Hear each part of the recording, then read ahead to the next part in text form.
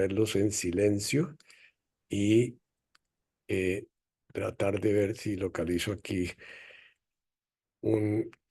Bienvenidos todos a nuestra tertulia 201. Esto, la semana pasada tuvimos una gran sesión con muchísimos participantes recordando y reconociendo lo que hemos construido en estos 4 años en amistad, respeto, aprendizaje común. Mucha gente mandó mensajes muy felices. Yo les mandé el video y como les prometimos, decidimos pasar el sombrerito para sostener los gastos del blog durante el resto del año y estamos muy agradecidos con los 7 donantes que ya se comenzaron a manifestar a través de sus donaciones en la cuenta y hasta en cash. Hemos recibido esta semana casi 4 millones de pesos de estos madrugadores en las donaciones y lógicamente seguiremos pasando el sombrerito. Muchas gracias. Continuamos nuestras sesiones con una reflexión de quienes han querido participar en esta comunicación personal del sentido de nuestras profesiones. Al dejar la vida que muchos tuvimos en la compañía hace más de 50, 60 años, todos emprendimos rumbos diferentes hacia nuestras nuevas vocaciones o profesiones en la vida. Parar ahora y echar una mirada atrás ha sido la invitación para cada uno recapitular y ofrecer estas reflexiones sobre el camino que emprendimos, nuestros destinos profesionales que poco a poco fueron apareciendo y en los cuales volcamos todas nuestras energías. Es otra sesión de respeto, reflexión sobre lo aprendido y regalo al grupo para aprender unos de otros de este grupo. Esta tarde tenemos varios de nosotros que nos se han escrito a participar. Les voy a leer los que he recibido y miremos ahora pidiéndoles a todos que no sobrepasemos los 5 minutos para que podamos tener nuestras presentaciones preparadas o improvisadas. Tengo en este orden Rigoberto Bernardo Jaime Escobar, que la voy a leer, Luis Arturo Baos, Juan Laureano, Juan Gregorio Vélez, Jorge Luis Puerta y Gabriel Díaz. Falta alguien que quisiera, levanten la manito y yo los pongo en la lista. Hernando Bernal, permítame un segundito. Eh, Voy a ver, Hernando Bernal.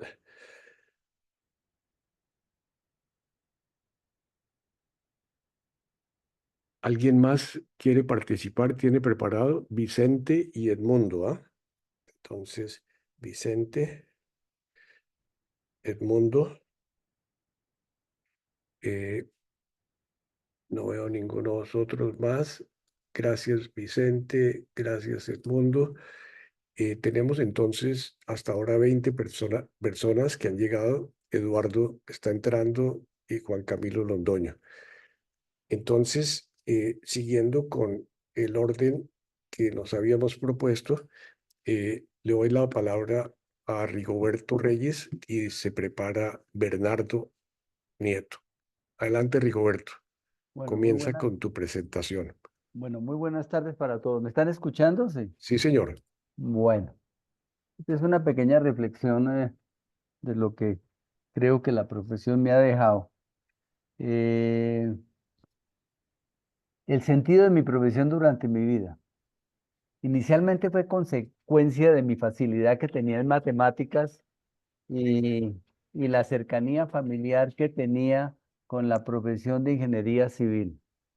Una vez graduado y de inmediato comencé a trabajar en obras, lo que me permitió conocer de inmediato de qué se trataba mi oficio y lo que implicó desarrollar mi habilidad para resolver situaciones de todo tipo, sociales, financieras, jurídicas, de manejo de personal, de relaciones con la comunidad, con la interventoría, con las entidades oficiales, de presentación de licitaciones, cobro de actas, además de las técnicas. Es decir, que para la mayoría de actividades no había recibido formación y me tocó improvisar y aprender sobre la carrera, pero que me llevó a formarme y torear situaciones de todo tipo que me hicieron madurar y fortalecer la capacidad de gestionar todas las situaciones ya descritas. Mi carrera de contratista independiente tiene la ventaja de resolver situaciones en un tiempo predeterminado y asumir las consecuencias de sus decisiones, ya que si no se asumen, casi de inmediato llegan las consecuencias. Lo que no resuelva en una obra, nadie más te lo resuelve y sí tiene consecuencias de costo y tiempo que tienes que asumir.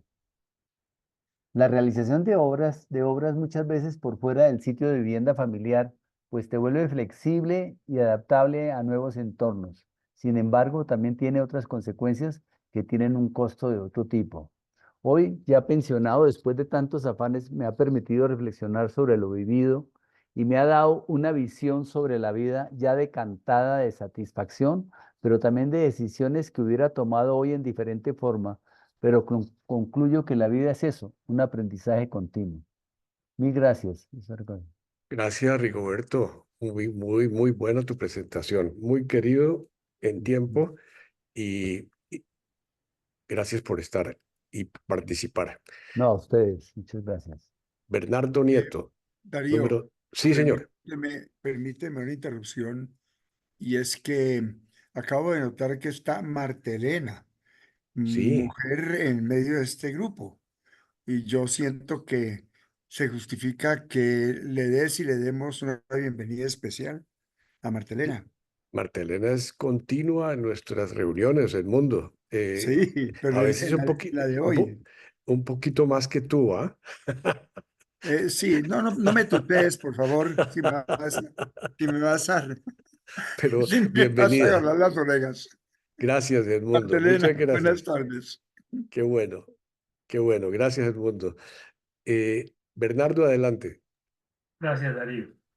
Bueno, yo escribí esta notica, el sentido de mi profesión, mi formación. Cuando estudiábamos ciencias, el Mono Herrera y nuestros superiores nos enviaron a la oficina de la psicóloga Marta Galvis, que trabajaba en el Colegio San Bartolomé, para que nos hiciera unas pruebas de orientación profesional. Aún conservo las 2 hojitas que ella me dio y en las que se resumen los resultados. Mi temperamento, mis habilidades y capacidades y un listado de las profesiones u ocupaciones en las que podría desempeñarme con éxito. Comunicación social, derecho, filosofía y música. Ocupaciones todas además en las que podría prestar un servicio social y realizar el trabajo en grupo, para lo cual se evidenciaban en mí aptitudes naturales. Ya los jesuitas me habían puesto como telemaestro frente a las cámaras de televisión, redactaba libretos, armaba teleclases y cantaba para los niños las canciones del padre Alejandro y de Germán Bernal. Al retirarme de la compañía, con Miriam, que ya era mi novia, miramos mis 2 hojitas de la orientación profesional y me decidí a especializarme en dirección de medios de comunicación social e influir en la sociedad a través de ellos. Además, Miriam no se aguantaría un leguleyo más en la familia. No, no.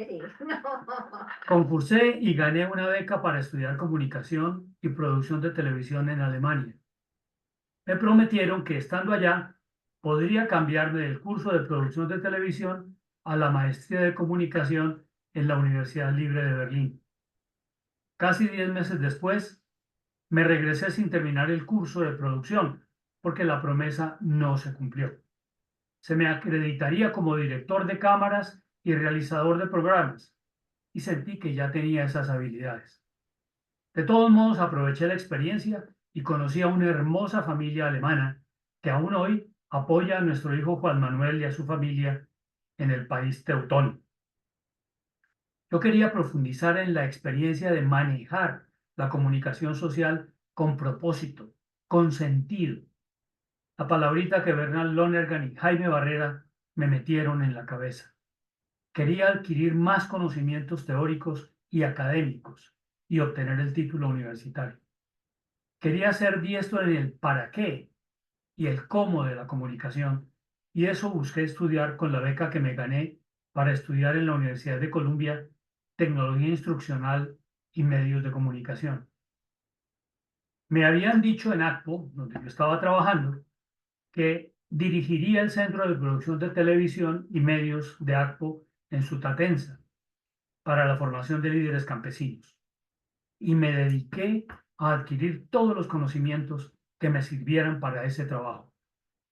Con el acompañamiento de mi consejero académico, pude escoger los cursos que me interesaban: planificación educativa, diseño instruccional, teoría de sistemas, evaluación, psicología de la lectura, filosofía de la comunicación, de la educación, uso de los medios de comunicación tanto en el aula de clase como en la educación de un país.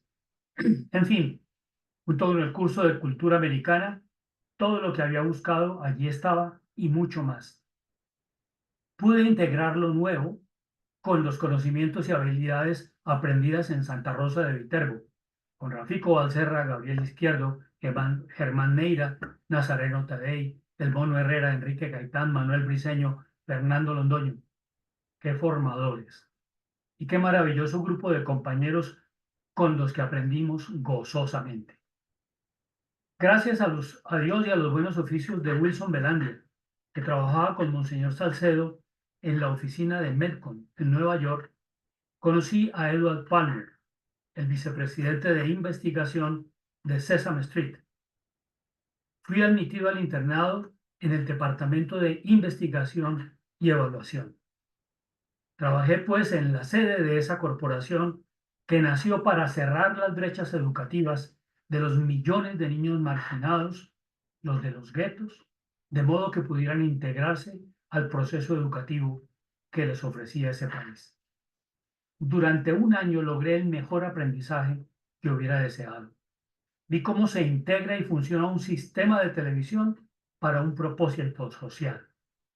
El equipo estaba integrado por educadores de Harvard, libretistas y productores profesionales de Hollywood, evaluadores profesionales con los que me entrené para garantizar que los niños nos mostraran con evidencias su nivel de atención a los programas, su comprensión de los conocimientos que se transmitían, las actitudes que surgían en ellos al entender lo que se les proponía, lo que podían aplicar a su vida diaria y su deseo de ver más programas.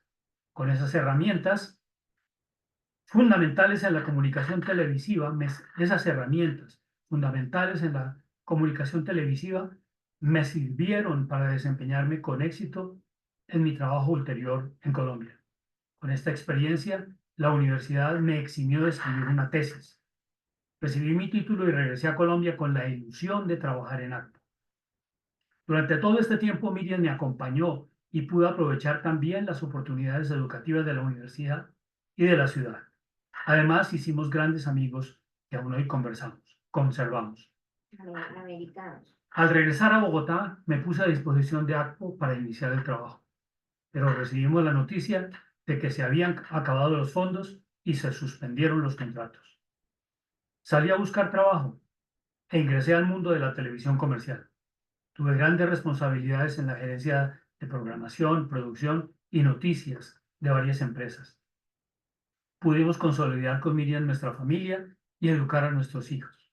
Llegué a ser jefe de comunicaciones de la empresa minera más grande de Sudamérica y finalmente dirigí las comunicaciones de UNICEF en Colombia y asesoré a otros países. Pude animar, ayudar, orientar y proclamar la verdad y establecer vínculos. Comunicar es anunciar, es entretener, transmitir valores y ser fieles a la verdad. Es proclamarla y recibir respuestas que nos enriquezcan. Es dialogar, buscar entendimientos, establecer vínculos y consensos. Es transformar vidas, abrir caminos e inspirar voluntades. Hay que estudiar, tener herramientas, definir estrategias, saber dar pasos. En este camino todo es continuo aprendizaje. Uno no se las sabe todas. Hay que estar abierto siempre a aprender. Hay que evaluar los resultados y corregir el rumbo si uno quiere llegar a su destino. Hay que buscar y proclamar la verdad. Ser luz que alumbre en la oscuridad y que muestre salidas en las sin salidas. Gracias, Mono Herrera. Gracias, Marta Galvis. Gracias a quienes me enseñaron a conocerme en la soledad de mi conciencia y me indicaron para qué servía. A los que me mostraron rutas y alternativas. Gracias a Miriam, comunicadora y mi más cercana compañera de camino y de destino. Qué bueno, Bernardo. Qué maravilla. Muchas gracias. Gracias por esta participación. Juan Laureano Gómez, adelante. Buenas tardes a todos. Yo soy contador público, entonces he titulado mi presentación La Contable, una profesión fundacional. Es un poco presumido este título, pero bueno, todos pues de alguna forma amamos nuestra profesión y pensamos que es en cierto sentido la más importante porque es donde nos hemos tenido que desarrollar. Ha sido nuestra trinchera. La profesión de la contabilidad tiene una historia rica que se remonta al monje franciscano, el italiano Luca Pacioli, un amante de los números, quien hacia fines del siglo XV publicó un libro que se llamó Summa de Aritmética, Geometría, Proporzioni et Proporzionalità, dejando un legado que trasciende las matemáticas, pues en el tratado o en el capítulo 11 del libro, titulado las cuentas y las anotaciones, explica el método de la partida doble, también conocido como el método veneciano, ya utilizado por mercaderes y banqueros en diversas regiones de Italia durante más de 2 siglos. El libro de Pacioli no fue el primer libro en describir la contabilidad por partida doble, pero sí fue el primero en imprimirse y así toda Europa pudo conocer el método para registrar los hechos económicos que el fraile utilizaba para contabilizar activos, pasivos, ingresos y egresos de la huerta de su convento. Así, a medida que el comercio se expandía y las actividades económicas se volvían más complejas, se perfeccionó el registro de esas mismas transacciones, que por otra parte, ya a través de la historia, se venía registrando desde civilizaciones antiguas por medio de tablillas de arcilla. Hoy los contadores públicos desempeñamos un papel fundamental en la economía global como guardianes de la integridad financiera. Somos testigos. Cuando un contador firma un balance, está atestiguando la fidelidad del balance, al certificar que la información financiera es precisa, transparente y confiable. Un trabajo esencial para mantener la confianza en las transacciones comerciales, ya sea auditando estados financieros, preparando declaraciones de impuestos, o asesorando en asuntos financieros, planificación fiscal, controles internos y gestión de riesgo. En la era de la inteligencia artificial y la toma de decisiones basada en datos, la contaduría está a la vanguardia de la recopilación de información económica. Cuando empecé a estudiar esta profesión, en la charla introductora, el decano presentó la contaduría como el cimiento fundamental de la economía, basado en 2 columnas para registrar los hechos económicos, el débito a la izquierda y el crédito a la derecha. Sobre ese edificio se elaboraron las demás ramas de las ciencias económicas. De hecho, digamos, fue como la primera disciplina que después permitió que se desarrollara la economía, las finanzas, etcétera, etcétera. Esto combinado con la historia del fraile franciscano y la práctica profesional me han llevado a considerar el ejercicio de la contaduría como un tesoro que me ha permitido servir, aprender, compartir y mantenerme en formación permanente. Pensemos que solo en materia tributaria en Colombia se ordena una reforma tributaria en promedio cada 18 meses, esto en los últimos 30 años, y que las normas contables y financieras, que incluyen las fiscales o de impuestos, se cuentan por los miles en todas partes del mundo. En alguna charla que participé hace unos 5 años, el director de la DIAN, que en ese momento era Juan Carlos Echeverre, le preguntamos por qué las normas en Colombia eran tan enredadas. Y el tipo dice, pero es que así en todas partes. Por ejemplo, en Estados Unidos decía él que había más de 20.000 normas. Por otra parte, teniendo menos habilidades para las matemáticas, pero siendo obsesivo de la simplificación, aquello de concebir el mundo como 2 pilares, el débito y el crédito para explicar e informar las realidades económicas, me atrajo. Y realmente esto de que no tenía mucha habilidad para las matemáticas fue muy importante. Yo quería aprender un oficio que me permitiera realmente vivir de ahí, pero que no fuera muy complicado realmente. Esto no quiere decir que la contabilidad no sea complicada, después me di cuenta. La profesión de esta manera ha sido para mí un sacerdocio que imprime carácter. Antes de iniciar mis estudios de contaduría tomé un curso contable. El profesor era además poeta y en clase con frecuencia nos leía sus poemas. Esto me llevó a entender que poesía hay en toda actividad y el secreto está en encontrarla, porque otro de mis ideales era ser escritor, ser poeta, etcétera, etcétera. En mis cerca de 40 años de trabajo en el Bank of America, uno de los bancos más grandes del mundo, mi formación contable fue crítica e indispensable en mi desempeño profesional, y lo confieso sin arrepentimientos. Allí viví en las entrañas del capitalismo, contribuyendo a la creación de riqueza y bienestar para la subsistencia y progreso de la humanidad. Esa fue mi misión y siempre me sentí útil, porque créanme, sin bancos no hay paraíso. Qué bien, Lauro. Estupenda contribución.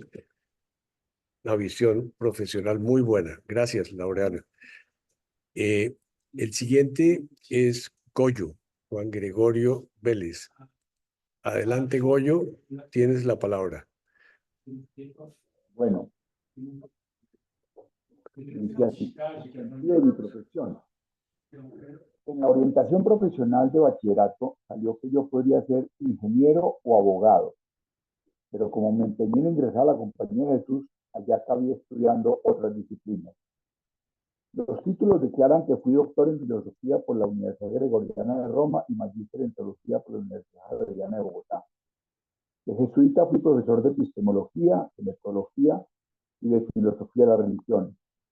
En su momento llegué a escribir un libro con Jaime Bellimpío, un libro de filosofía para bachillerato. También fui director de ejercicios espirituales y capellán.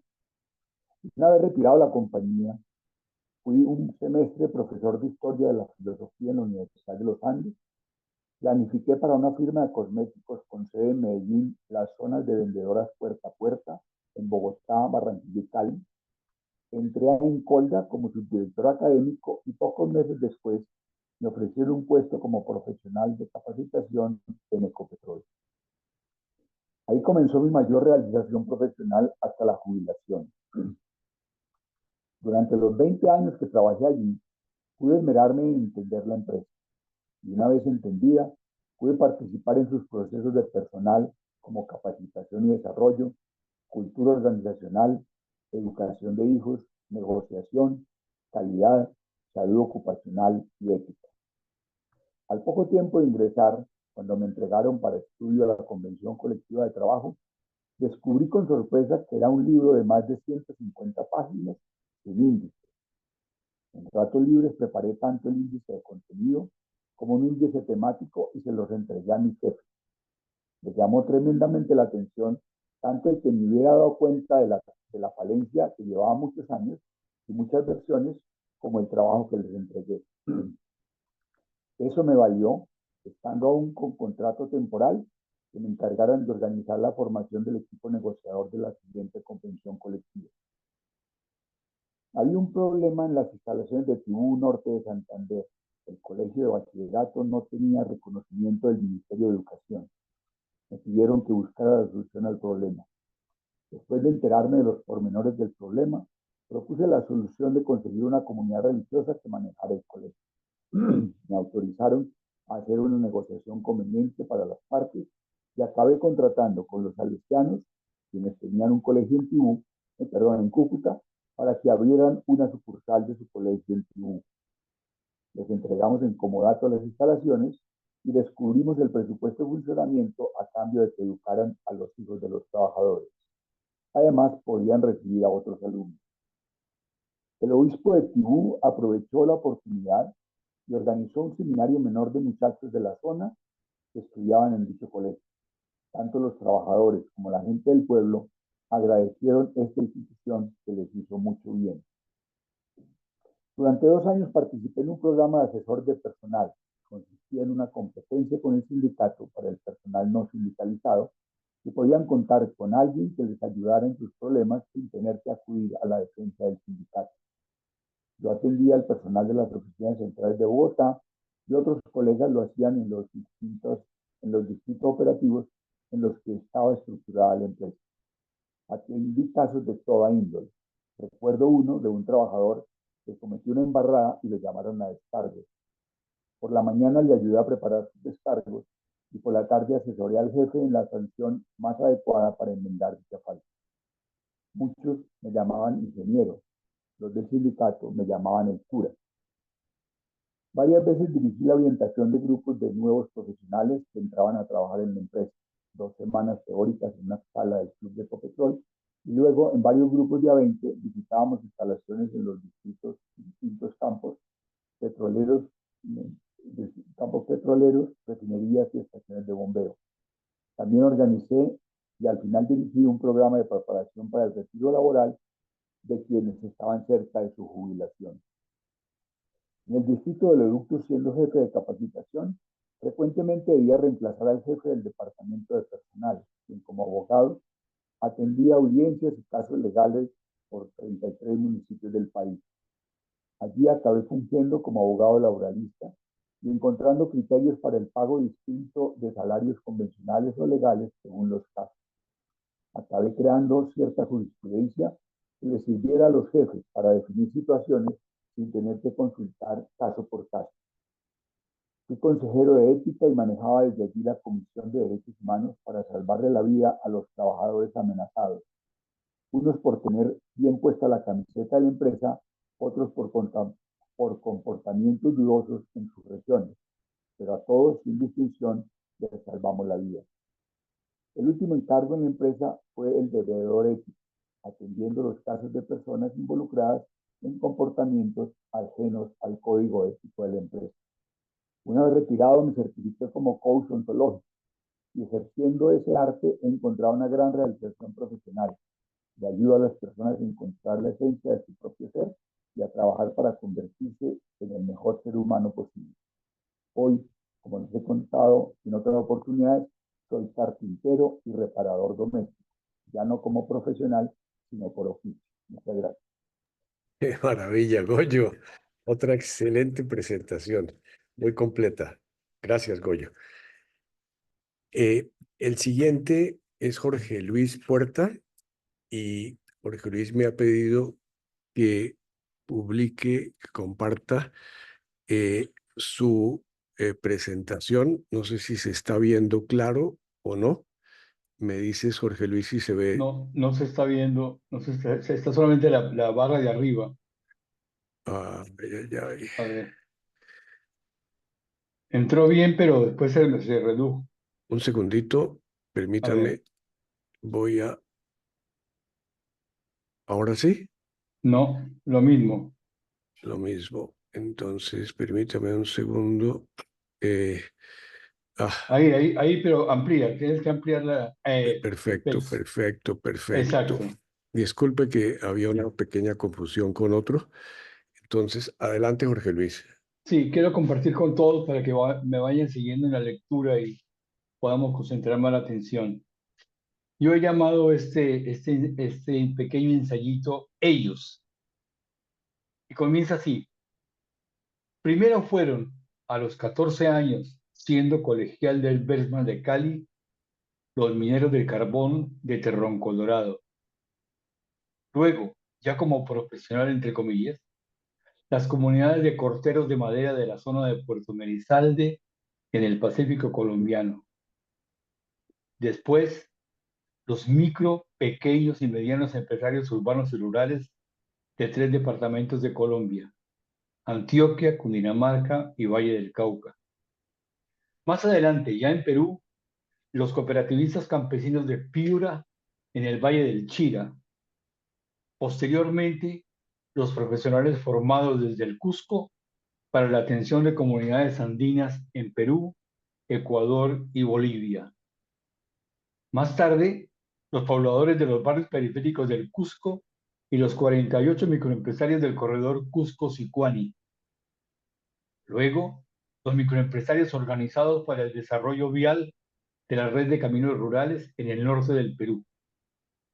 Después, los 33 pequeños y medianos empresarios capacitados en el mejoramiento de la calidad en Cajamarca y los 35 profesionales formados para atender a las 615 micro y pequeñas empresas que prestaban servicios a una gran empresa minera. Los pequeños y medianos empresarios turísticos de Trujillo y finalmente los 43 emprendedores de negocios desde Huaraz Ancash en 5 municipalidades de la zona. Todos y cada uno de ellos han contribuido a definir y desarrollar mi forma de estar en el mundo, tratar de hacer y ser mejores. Gracias. Muchísimas gracias, Jorge Luis. Resumen muy original. Muchas gracias.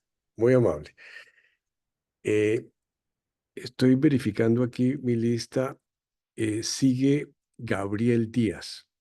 Adelante, Gabriel, te escuchamos desde Florencia, Italia. Gracias, muy amable. Muchas gracias. A ver, mira, yo me retiré de la Compañía de Jesús terminando la filosofía y pasé a estudiar ingeniería civil en la Universidad Javeriana. ¿Por qué escogí la ingeniería civil? Porque a mí me gustaban mucho las matemáticas y me parecía interesante la ingeniería civil y mi papá era ingeniero civil y tenía varios amigos y familiares que habían sido ingenieros y me pareció una profesión interesante y entonces por eso estudié la ingeniería civil en la Javeriana. Yo creo que lo que más me ayudó en el éxito de la ingeniería civil fue el haber estudiado filosofía y la formación que había recibido en la Compañía de Jesús. ¿Por qué digo yo esto? Porque los ingenieros en general somos demasiado duros, matemáticos y rígidos en el pensar. Y a mí lo que más me sirvió fue la capacidad de convencer, de dirigir y de ayudar a los demás y de hacer empresa. Eso fue lo que más me sirvió a mí en el trabajo en la ingeniería civil.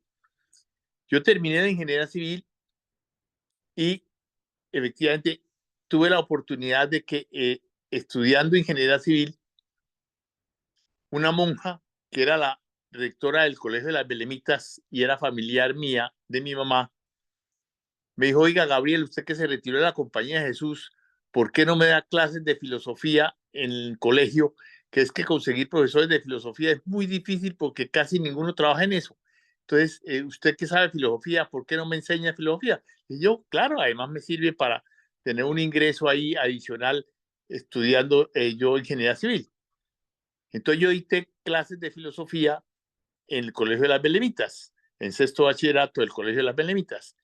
Allí conocí a mi señora Estela Jiménez y realmente ese fue el éxito también más grande de mi vida, el haber tenido compañía con ella. Ella me invitó a su grado. Por cierto, que fue muy curioso porque cuando me invitó al grado, yo hice el discurso de grado porque la hermana rectora me dijo, ¿por qué no dice usted el discurso de grado este año de las niñas? Entonces yo dije el discurso. Y se me acercó la mamá de Estela y me dijo, ay, doctor, qué bonito el discurso. ¿Usted va a ir esta noche a la reunión? Y yo nunca, durante las clases, me acordaba el nombre de Estela y le decía era Adela. Entonces yo le dije, no, a mí no me han invitado al grado. Dijo, mija, ¿y usted por qué no invitó al grado al doctor? Dijo, porque él no me conoce a mí, él me llama Adela, yo que voy a invitar al grado. Dijo, no, no, doctor, tiene que ir. Dijo, bueno, yo voy, pero más tardecito porque me invitaron varias de las compañeras, entonces tengo que apenas terminar. Llegué a la 1 de la mañana, pero salí a las 7 de la mañana del grado de Estela.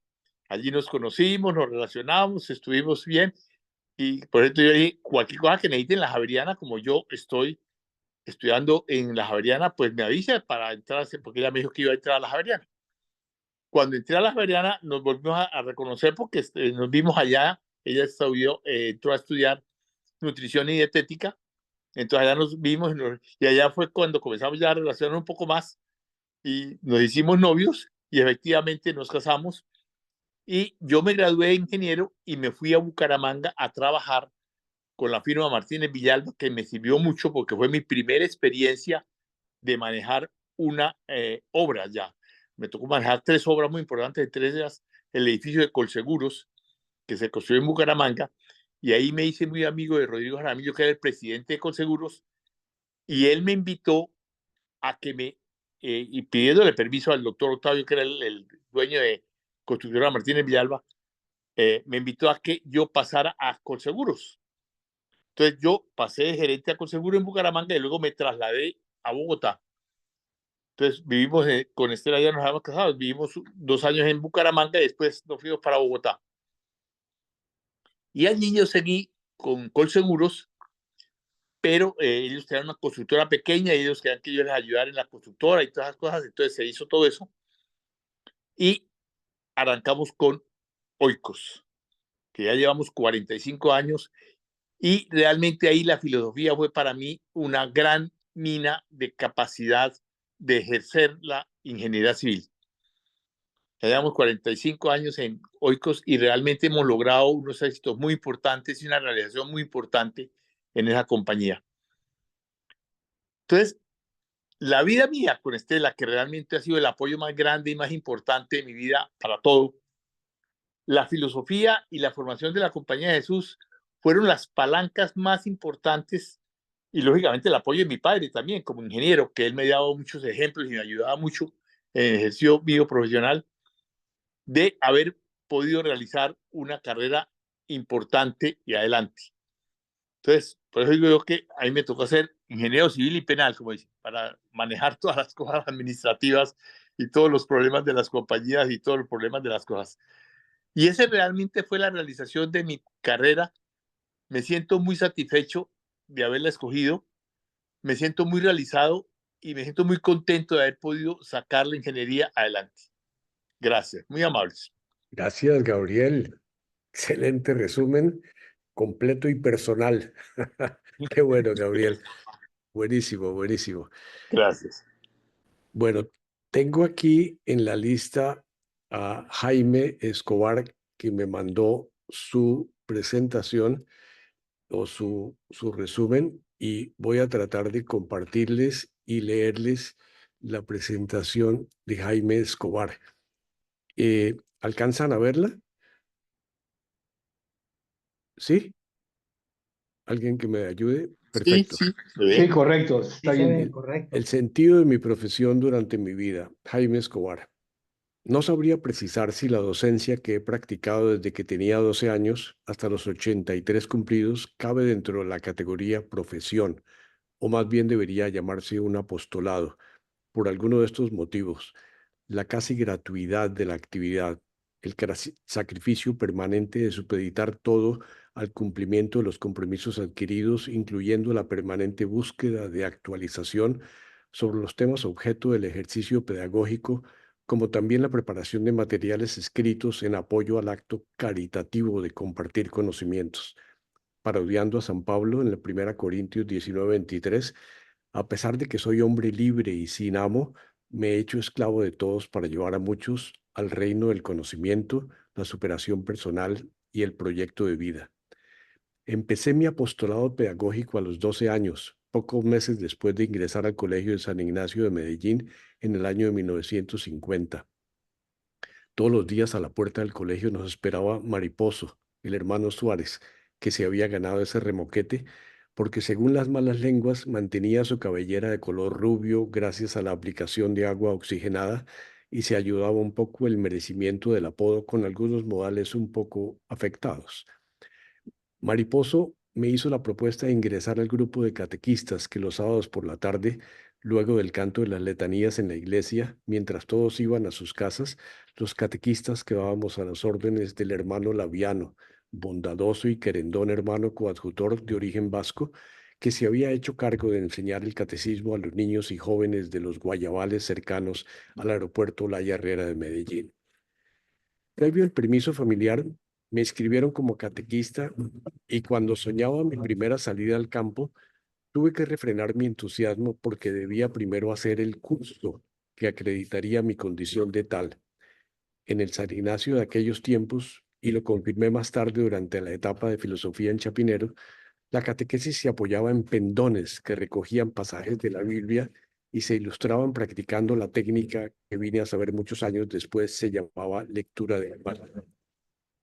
Los mangones de guayabos aledaños al río Medellín fueron mi primer campus de Montiel, de ese ingenioso hidalgo en que me convertiría para deshacer entuertos propios del analfabetismo real o funcional. Recorrí a lo largo de 70 años todos los niveles de educación formal, de primaria a doctorados, y en las modalidades de presencial, virtual, a distancia, audiovisual. Debo incluir actividades como cursos, seminarios, conferencias sobre tal infinidad de temas que se me puede aplicar aquello de que me ocupé de omni recibili e quibusdam aliis, porque siempre en mi vida he estado a cargo de la urgencia de satisfacer mi inagotable curiosidad. La justificación se nos daba para dedicarnos a la catequesis, se apoyaba en las obras de misericordias espirituales, dar consejo al que lo necesite, corregir al que yerre, enseñar al que no sabe. Este último modificado con malicia perversa, enseñar lo que no sabe. En cierta ocasión el padre Antonio Gómez, mi amigo de muchos años y desde hace 50 mi cuñado, alguna vez afirmó en público: Jaime Escobar no sabe ni griego ni latín, pero lo vende muy bien vendido. Dedicado a contemplar los arreboles con los que me premia el sol en el ocaso de mi periplo vital, creo tener suficientes argumentos para creer que mi vida ha cobrado casi todo su sentido en los desiertos y oasis propios del ejercicio pedagógico. ¿Qué más se puede exigir en favor propio? Muchísimas gracias, Jaime. Sé que nos oirás porque Jaime siempre oye nuestras tertulias en diferido porque sigue dando clases, sigue trabajando. Gracias, Jaime. El siguiente que tengo en mi lista tampoco está por aquí, pero mandó su mensaje. Permítanme un segundo, trato de abrirlo. El mensaje es de Luis Arturo Baos, que está aquí. Un segundito, voy a tratar de compartirlo.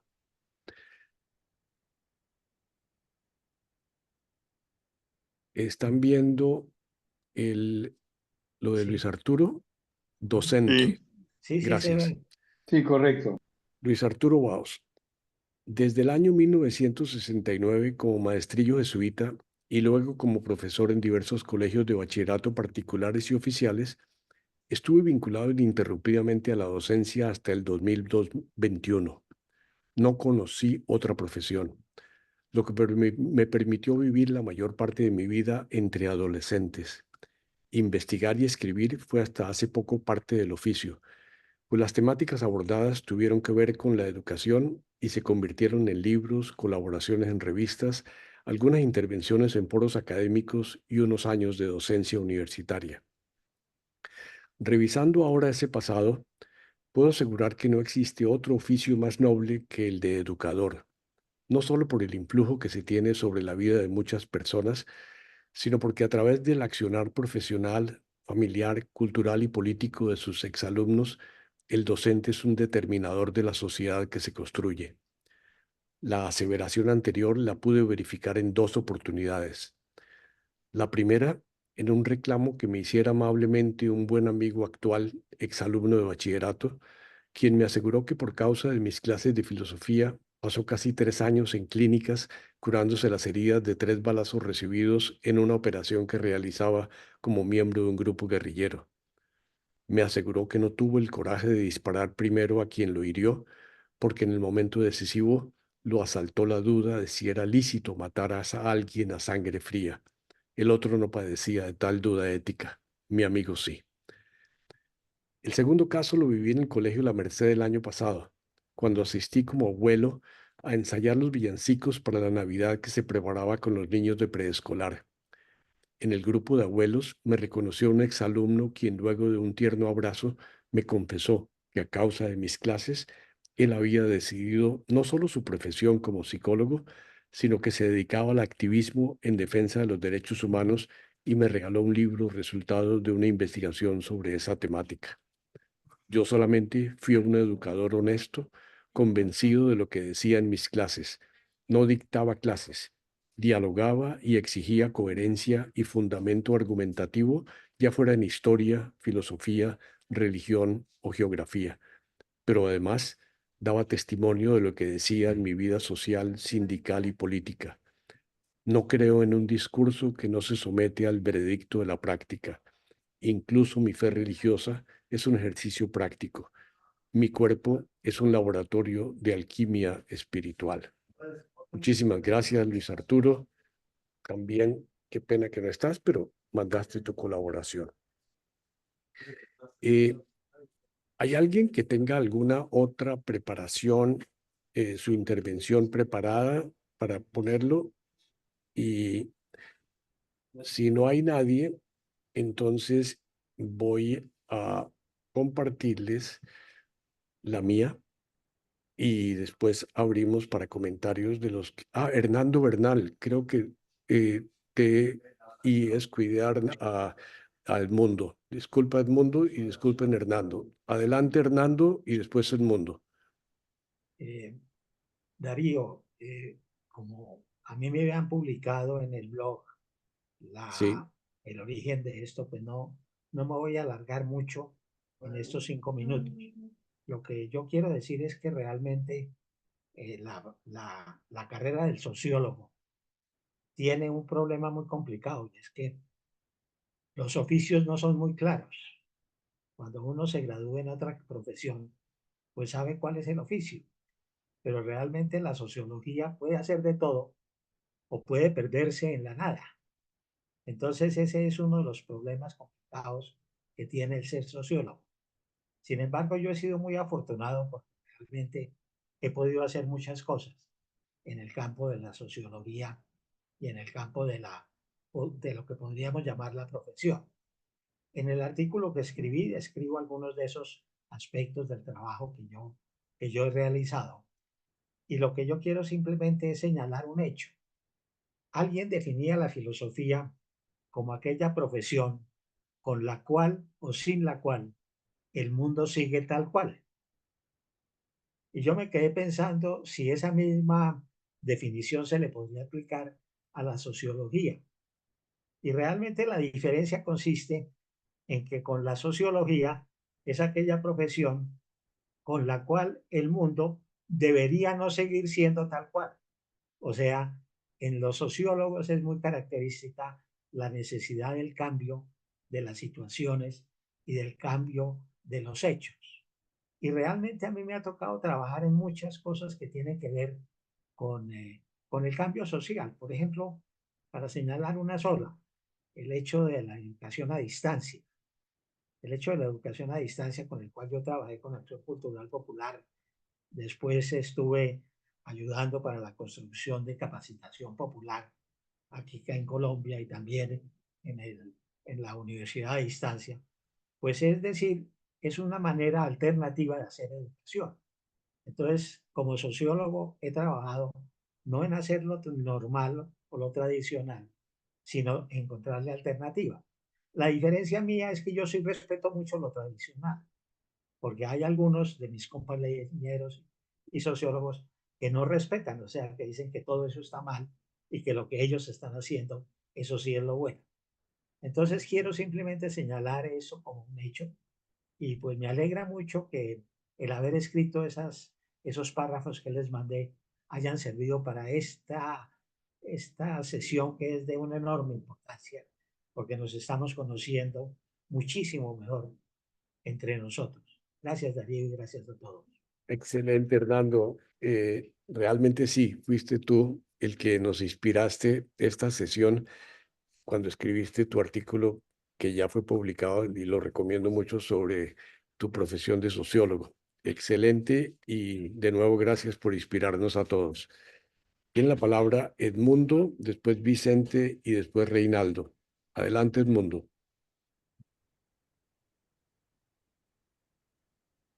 Gracias, Darío.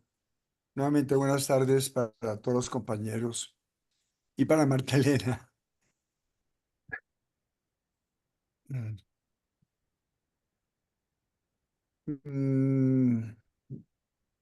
Tuve que hacer mucho esfuerzo para decidir cuál podría ser el hilo conductor de lo que quiero compartir con ustedes.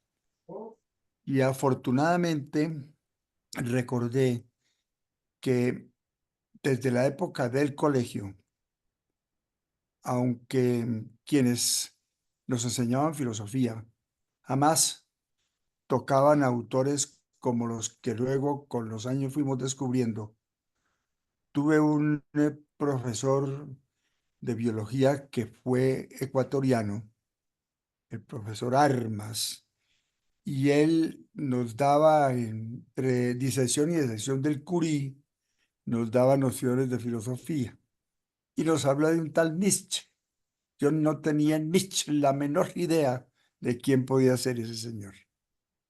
Lo que sí sé hoy es que me marcó, porque ya desde ese entonces la crítica que Nietzsche hace de la filosofía tradicional, para la cual les voy a leer un párrafo, está centrada en hacer una reflexión en torno a la exagerada autoridad que desde la filosofía clásica se le había dado al lenguaje conceptual. Recordemos que somos seres conversacionales, que tal como sea la forma de pensar será la de sentir y la de hablar, y que no podemos pensar sino con las palabras que conocemos.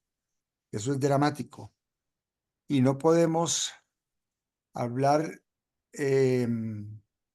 sino con aquellas palabras. Por lo tanto, fuera del conocimiento que tengamos de palabras, todo lo demás se nos queda en el vacío, se nos queda ignoto. Entonces, se había dado al lenguaje conceptual las pretensiones de verdad como fundamento del conocimiento, así como de toda consideración moral. Luego Nietzsche en cierto momento dice, ¿qué tal que todo aquello que nos han enseñado no sea cierto?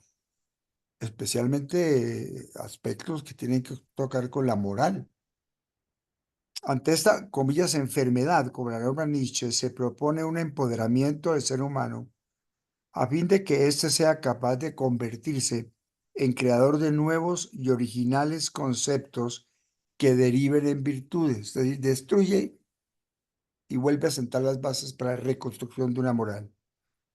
En ese sentido, la hermenéutica pasa de ser un ejercicio para comprender textos y tratar de hallar virtudes a una manera de observar el lenguaje como una interpretación activa del mundo, de sí mismo y la producción de diferencias en el ámbito de la ética.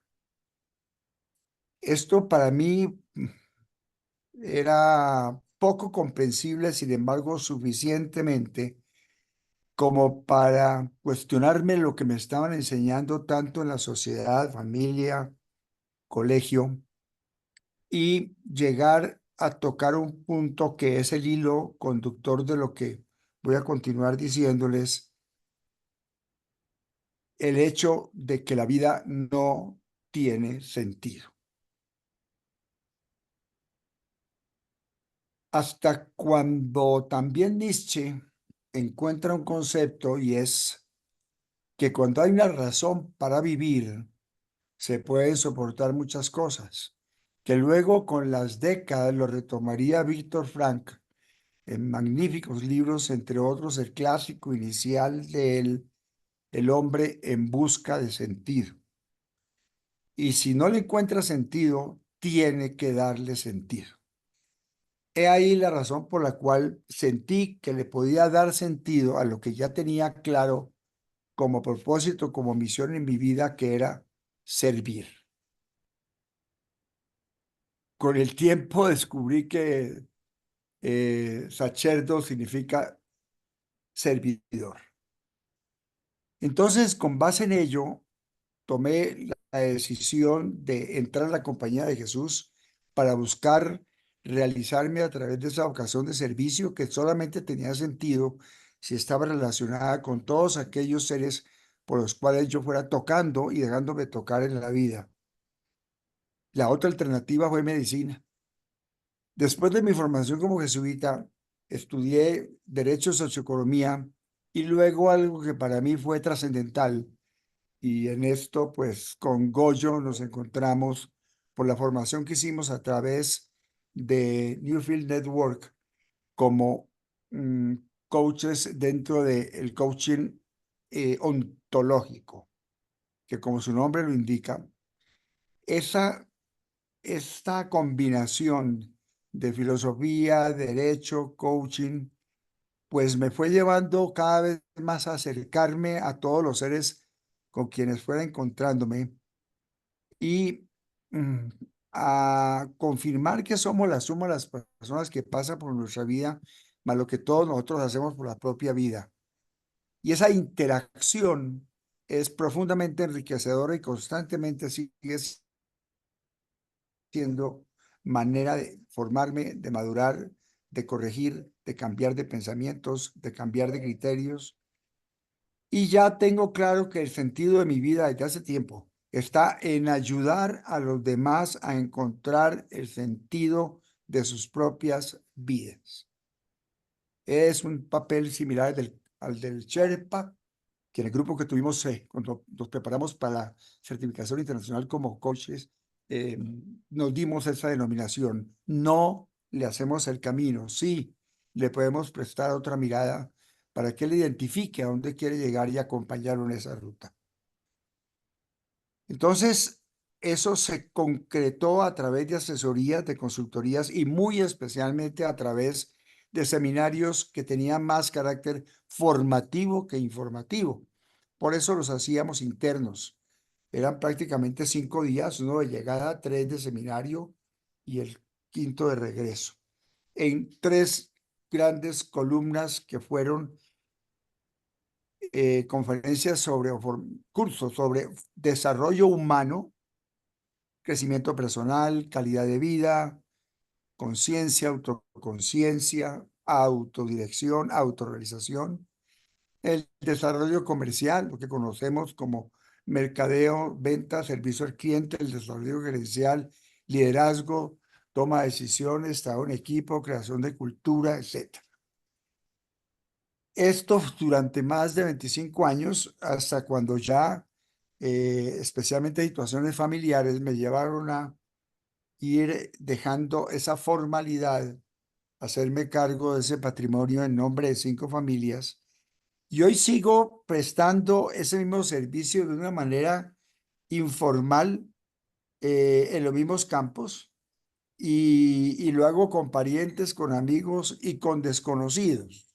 Es decir, por ejemplo, con el taxista, en el trayecto desde Chía hasta el aeropuerto, o en Cali, desde el aeropuerto de Palmira hasta mi casa en Cali o la casa de la familia. ¿Cuántas veces encontramos oportunidad para aportarles una idea, otra mirada, como me gusta el concepto, a aquella persona que ha llegado hasta tal punto que siente que no puede seguir más buscando solución o que tocó fondo y la desesperanza lo agobia hasta el límite del suicidio? Esos son los que también denomino hacer coaching express y que me satisface profundamente. Y ni decir que constantemente en esta labor con el CITA sí que nos integramos y nos complementamos, particularmente cuando se trata de aportarle a los miembros de nuestras 2 familias. Y sigo así, y espero seguir así. Qué bien, Muchas gracias. qué bien, Edmundo. Gracias por compartir, gracias por compartirnos toda esta historia profesional. Con mucho gusto. Vicente Alcalá y después Reinaldo Pareja. Adelante, Vicente. Gracias, Darío. Yo escribí casi una página Perfecto. y con el título de la tertulia, El sentido de mi profesión como filósofo durante mi vida. El sentido de mi profesión lo puedo expresar mejor hoy, a posteriori. Como creo que la mayoría de ustedes, pues creo que no era muy claro ni completo los primeros años de su realización. Digo filósofo, y no simplemente licenciado en filosofía como dice el diploma. Educador, más que poseer el diploma de maestría en educación. Admirador y constructor de relaciones humanas, más que especialista en relaciones industriales. Y puedo reconocerme hijo de Dios más que estudiante de teología. Pero a la base de todo, filósofo, que quiere decir amante de la sabiduría.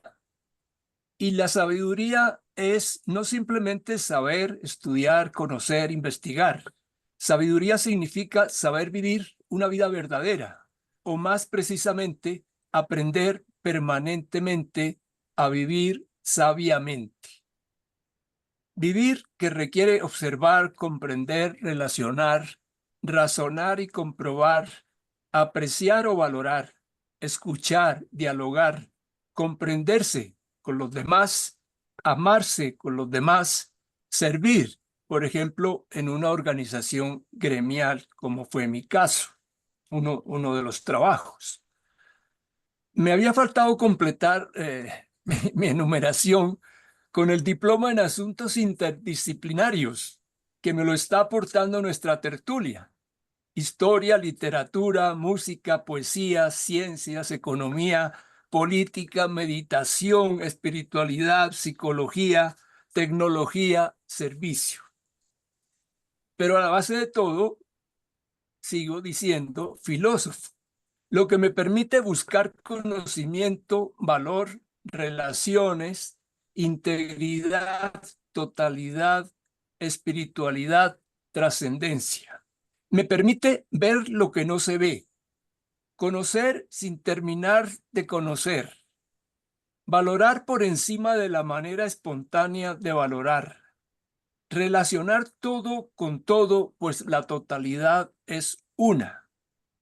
Apreciar la belleza en sus múltiples manifestaciones, actuar buscando ser coherente y responsable, amar integralmente aunque no ame uno lo suficiente, vivir la familia como hijo, hermano, esposo, padre, servir aunque nunca se sirve tanto como se pudiera, contribuir al bien común, pero que no puede ser individualmente, sino en comunidad con muchos.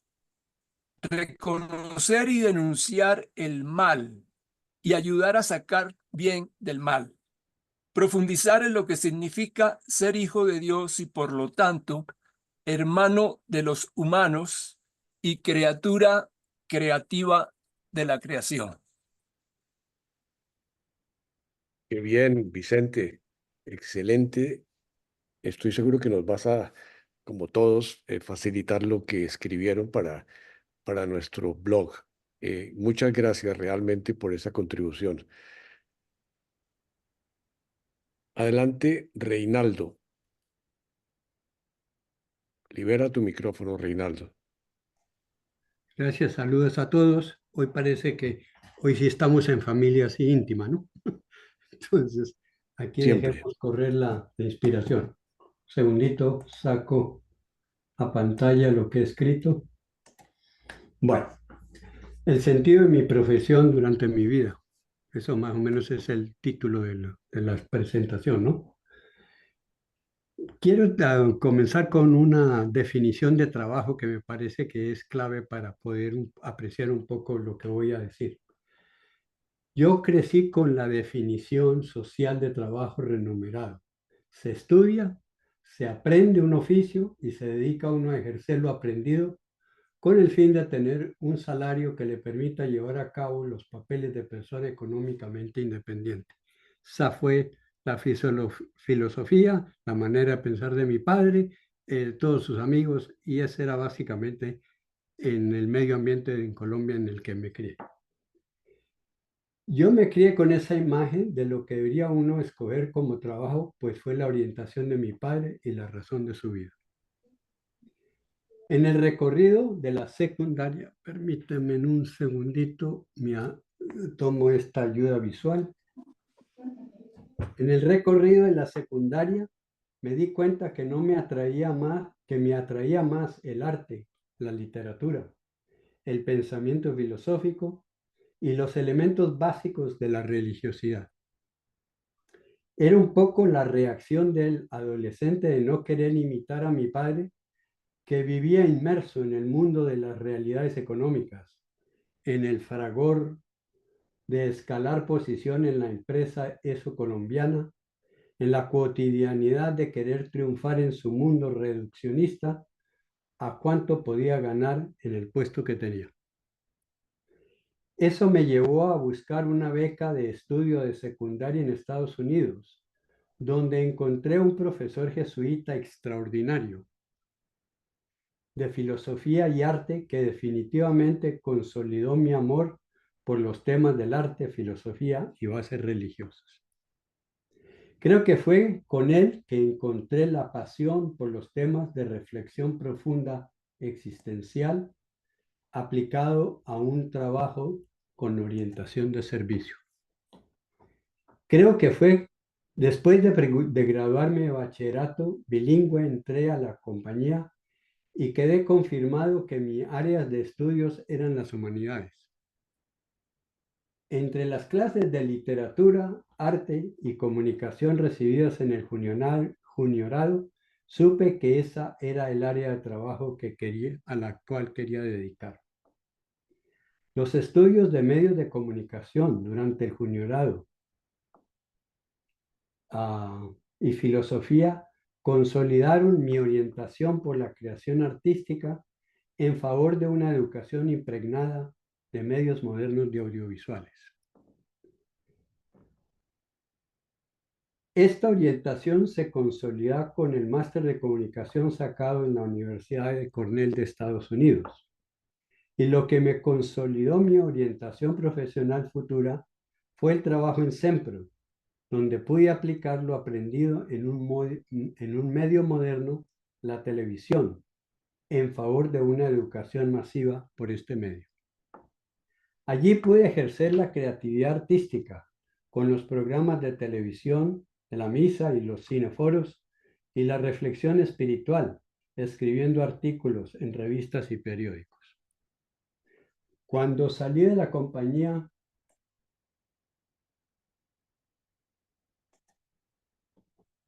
tuve el gran regalo de la vida de encontrar un trabajo utilizando toda mi formación artística y de medios de comunicación con una ONG sin ánimo de lucro, creando programas educativos dirigidos a las madres rurales de varios países latinoamericanos, quienes no tenían mayor posibilidad de estudiar formalmente y por lo tanto educación básica de cuidado de los niños y de sí misma era muy restringido y con poco fundamento en datos científicos. Y ahí entraba pues toda la imaginería de la cultura popular. En esta labor llené 25 años de trabajo en educación no formal en salud con madres sencillas del campo en más de 6 países latinos y unos 7 en el Medio y Lejano Oriente. Todo el tiempo de trabajo fue aplicando lo estudiado en medios de comunicación a una realidad concreta, con una audiencia de madres agradecidas y receptivas a unos conocimientos básicos de cómo manejar la salud básica de sí mismas y de sus niños menores de 2 años en áreas tan sencillas y básicas como el manejo técnico y correcto de sus episodios de diarrea aguda con peligro de deshidratación, la correcta forma de amamantamiento de sus hijos recién nacidos, el correcto alimento, los correctos alimentos de esos primeros 2 años de vida, sus cuidados personales durante el embarazo y después del parto. Este trabajo llevado a cabo en tantos países, con una diversidad racial, cultural, religiosa y de nivel educativo básico, pero insuficiente para el mejor manejo de la crianza de sus pequeños y para que pudieran sobrevivir a las limitaciones típicas de su medio ambiente. Todos estos años en este tipo de trabajo me ha permitido aprender a aceptar la diversidad de pensamientos, costumbres y creencias como los integrantes de que somos solo una raza humana, viviendo en un solo país que es nuestra tierra. Muchísimas gracias, Reinaldo. Qué completo esa síntesis profesional. Bueno, no veo ninguna otra mano preparada. Voy a compartirles lo que yo escribí con respecto Jaime te a... está ¿Quién dice? Jaime te está haciendo señal. Un segundito. Adelante, Jaime.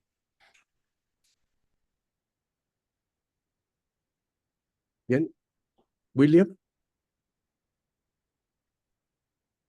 William, adelante. No, Jaime. Mi texto se vio afectado por mi posterior profesión de editor, entonces decidí cambiarlo. Pero sí quiero leer el primer párrafo que tenía, que dice así: al escribir este breve texto, decidí buscar la palabra profesión en el diccionario de la lengua de la Real Academia Española.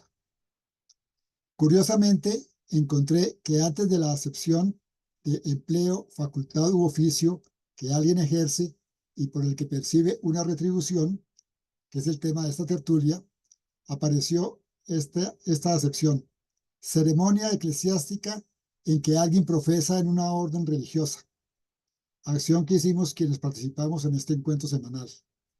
Eso significa que al menos todos hemos tenido al menos dos profesiones.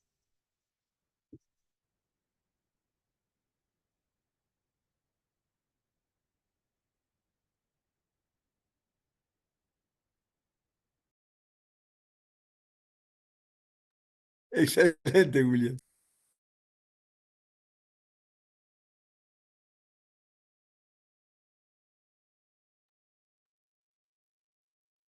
Decía que continuará por escrito en el blog. Ok, perfecto. Se ha ido el sonido, Darío. No te estamos oyendo.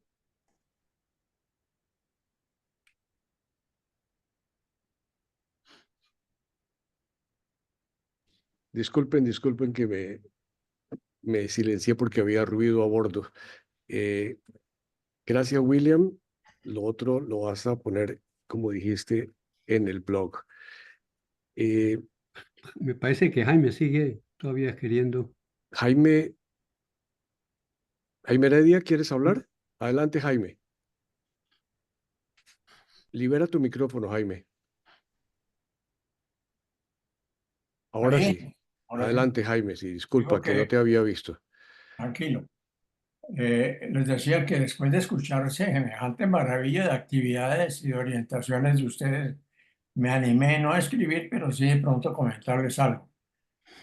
Mi orientación desde muy joven ha sido la comunicación gracias al trato con personas, gracias a lecturas y gracias al cine. Una afición particular que he tenido desde joven, desde muy joven. Ya ni me acuerdo desde cuándo.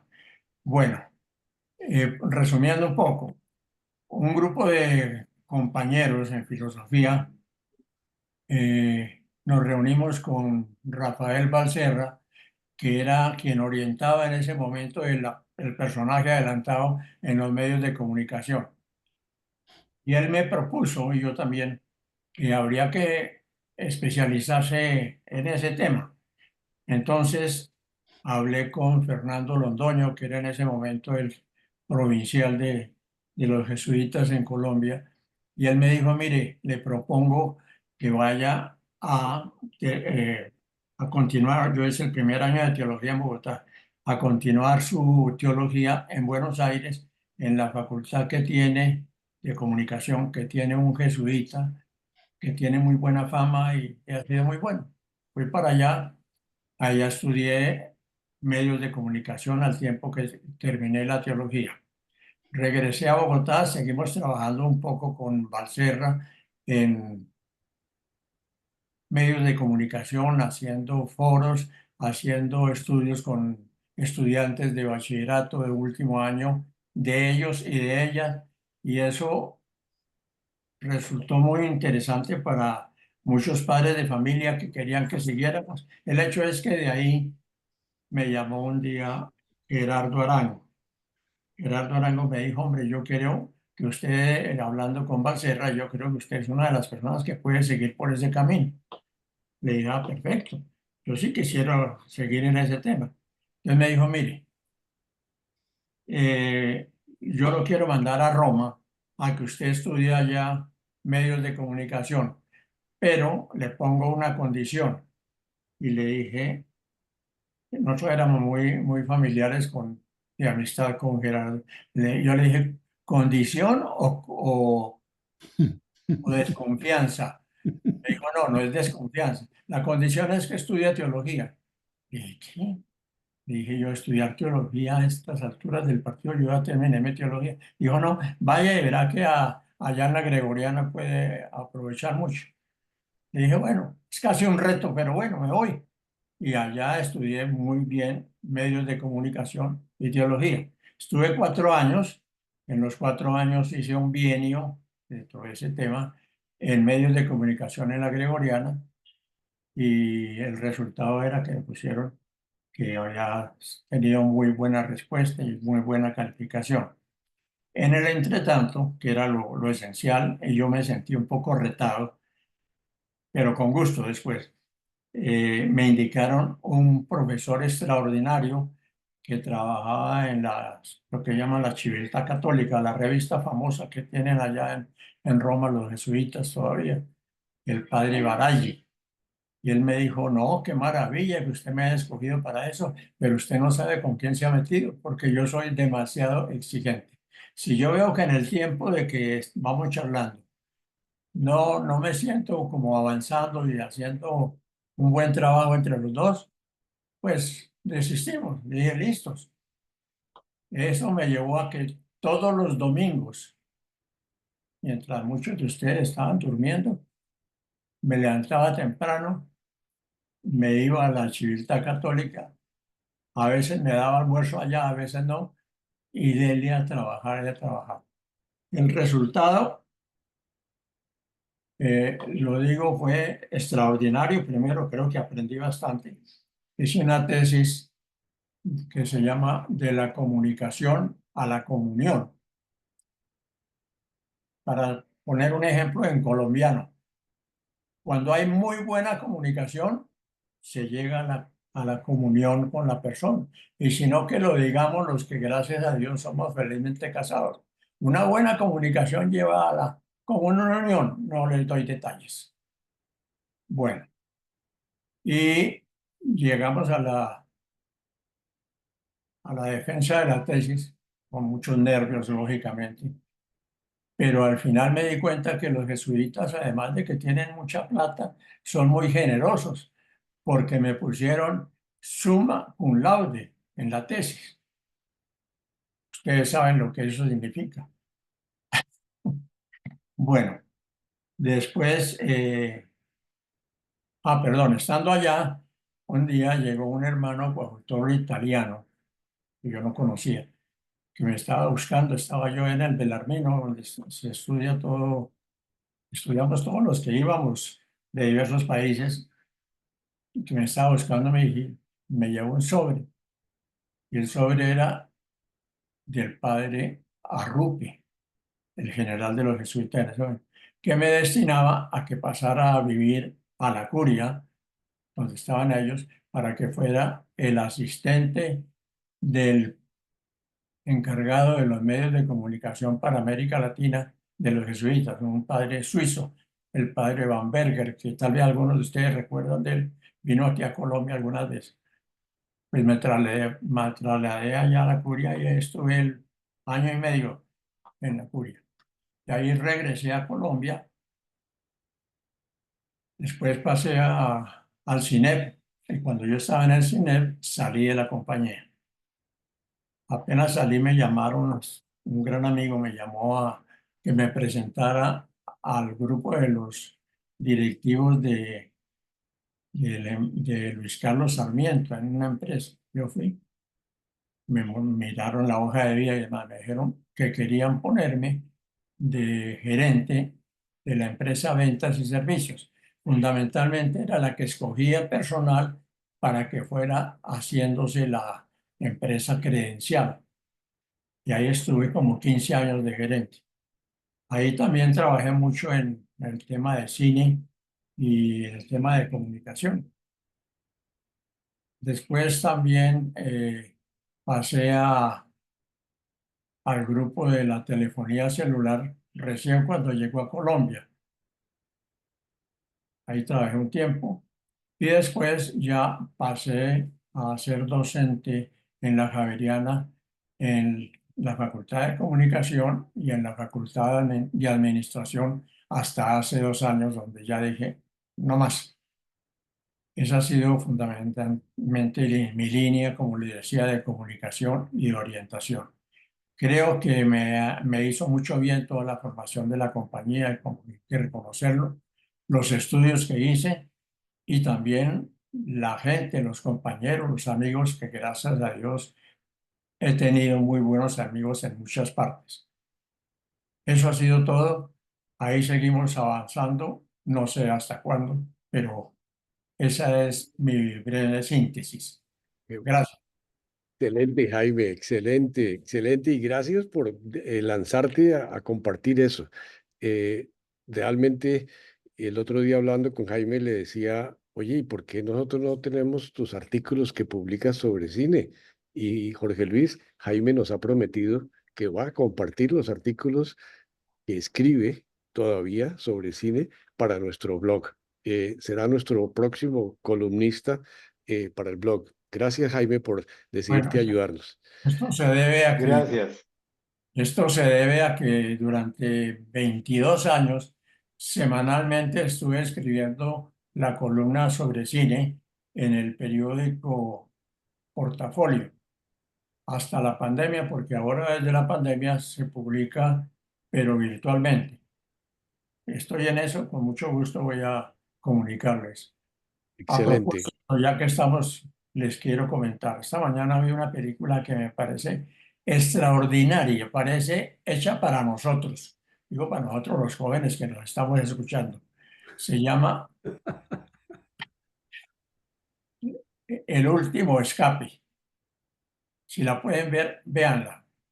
Digo, Qué es bien, propia como para nosotros. qué Bueno, bien. no molesto más. Gracias. Adelante. Gracias, Jaime. Muchas gracias. Gracias. Bueno, yo tengo mi pequeñísima intervención que estoy buscando aquí en mi computador. El sentido de mi vida como profesional en gestión de recursos humanos. Al reflexionar sobre el sentido de la vida, ahora casi en mis 80 años, mirando en retrospectiva los diversos sentidos que ha tenido mi vida en varias etapas, me sentí como recogiendo los frutos, ahora consciente de lo que tal vez han sido decisiones precisas que reenfocaron una visión inicial de la vida y que ahora en sus diversidades considero que fueron modificaciones normales hacia la misma dirección. Como William decía, la definición la busqué de un profesional, miembro de una profesión, se le define como una persona cuyo propósito de vida se concreta a través de la práctica de una actividad o labor específica.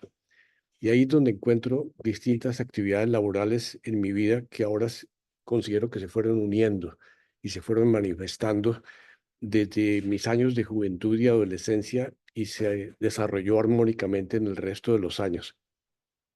Mi primera profesión, un jesuita ejemplar, Hernán Umaña, a mis 15 años, por primera vez me hizo reflexionar sobre el sentido de mi vida. Mi deseo inconsciente y altruista de servir a los demás se concretó posteriormente en lo que sentí ser un llamado de Dios de mi fe religiosa de entonces. Tras varias indecisiones y ensayos, decidí ingresar a los 20 años a la Compañía de Jesús para a través del sacerdocio dedicar mi vida al servicio de la educación y la justicia social para convertirme en puente entre las almas de las personas y el amor de Dios. Como decía la canción que entonábamos con algunos de ustedes en el noviciado de los jesuitas en nuestras meriendas afuera. Allí fue preparado, estimulado y destinado a trabajar con muchos grupos juveniles en distintas actividades como facilitador, como guía, como orientador y coordinador a lo largo de mis casi 10 años de permanencia con los jesuitas. Muy cerca del sacerdocio, mi vida cambió en unos retiros espirituales y aquí comenzó a fraguarse mi segunda profesión. Renuncié a renunciar a muchas cosas legítimas e inexplicables para mí. Dejé de creer en ese Dios de arriba, juzgador y castigador. Dejé de creer en la dualidad de la materia y el espíritu y en la iglesia tradicional, jerárquica y poseedora de la verdad, y dejé de creer en mi papel de puente entre lo alto y lo bajo. Dejaría de ser intermediario divino, pasé a creer en el Dios en mí y en mis hermanos, en la naturaleza, en la energía toda del universo que nos acerca y nos hace crecer en nuestra evolución. Al retirarme de los jesuitas a mis casi 30 años, la gran pregunta sobre el sentido de la vida tuvo una respuesta de continuidad sirviendo a mis hermanos, los demás seres con los que me encontraría en la vida. Ya no con las facilidades ni con las limitaciones de estar en la compañía de Jesús, sino con la amplitud de un mundo de posibilidades que se abrían a mi alrededor ahora para construir con los recursos de mi propio esfuerzo. Luego de trabajos iniciales en el magisterio, Bernardo lo sabe bien, que buscaban la supervivencia económica, luego de la compañía, llegó la necesidad de invertir en preparación académica para sobrevivir sobre la base de la solidez de lo recibido con estudios de humanidades y filosofía y teología. Terminé una maestría en educación, consejería, servicios a los estudiantes y poco después un doctorado en comunicaciones interculturales en 2 universidades de los Estados Unidos. Al terminar esta preparación, tuve la suerte de comenzar a trabajar con multinacionales del mundo financiero, de la tecnología y de la educación virtual en lo que se llamó la gestión de los recursos humanos de esas empresas a nivel regional y a nivel global. El tipo de trabajo utilizaba toda mi preparación académica y personal, acercando a los líderes de todas estas empresas a la comprensión, valoración y desarrollo de su más valioso capital empresarial, su capital humano, sus empleados.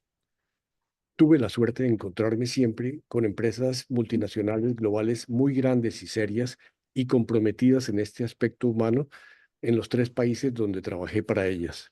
En todas ellas tuve el privilegio de estar en el equipo de dirección de la empresa al lado del presidente, en roles que aprendí desde el comienzo deberían buscar siempre un gana-gana para la empresa y para los empleados. Si tuviera que resumir el sentido personal, el objetivo final no manifestado pero internamente sentido de mi profesión como ejecutivo de recursos humanos, recuerdo lo que dije una vez en una reunión de mis entonces 25 colaboradores de América Latina. Les dije, para mí es conseguir que todos los funcionarios lograran un equilibrio adecuado y una armonía entre su crecimiento personal y profesional dentro de la empresa y su presencia de alta calidad en la vida y estabilidad de sus familias. De nada serviría su crecimiento dentro de la empresa si su vida personal se iba a arruinar, como fui testigo de ello en múltiples ocasiones. Mi objetivo era conseguir que la alta dirección de la empresa y muchas veces hasta los accionistas comprendieran que un empleado feliz y comprometido en su vida personal y familiar y mantenido en constante crecimiento y suficientemente bien remunerado era la garantía del éxito empresarial y de las utilidades a largo plazo de las empresas. Tuve muchas satisfacciones y también tuve situaciones muy críticas donde no pude negociar con la quiebra de compromisos asumidos con las personas o con conductas que exigían romper con esos objetivos.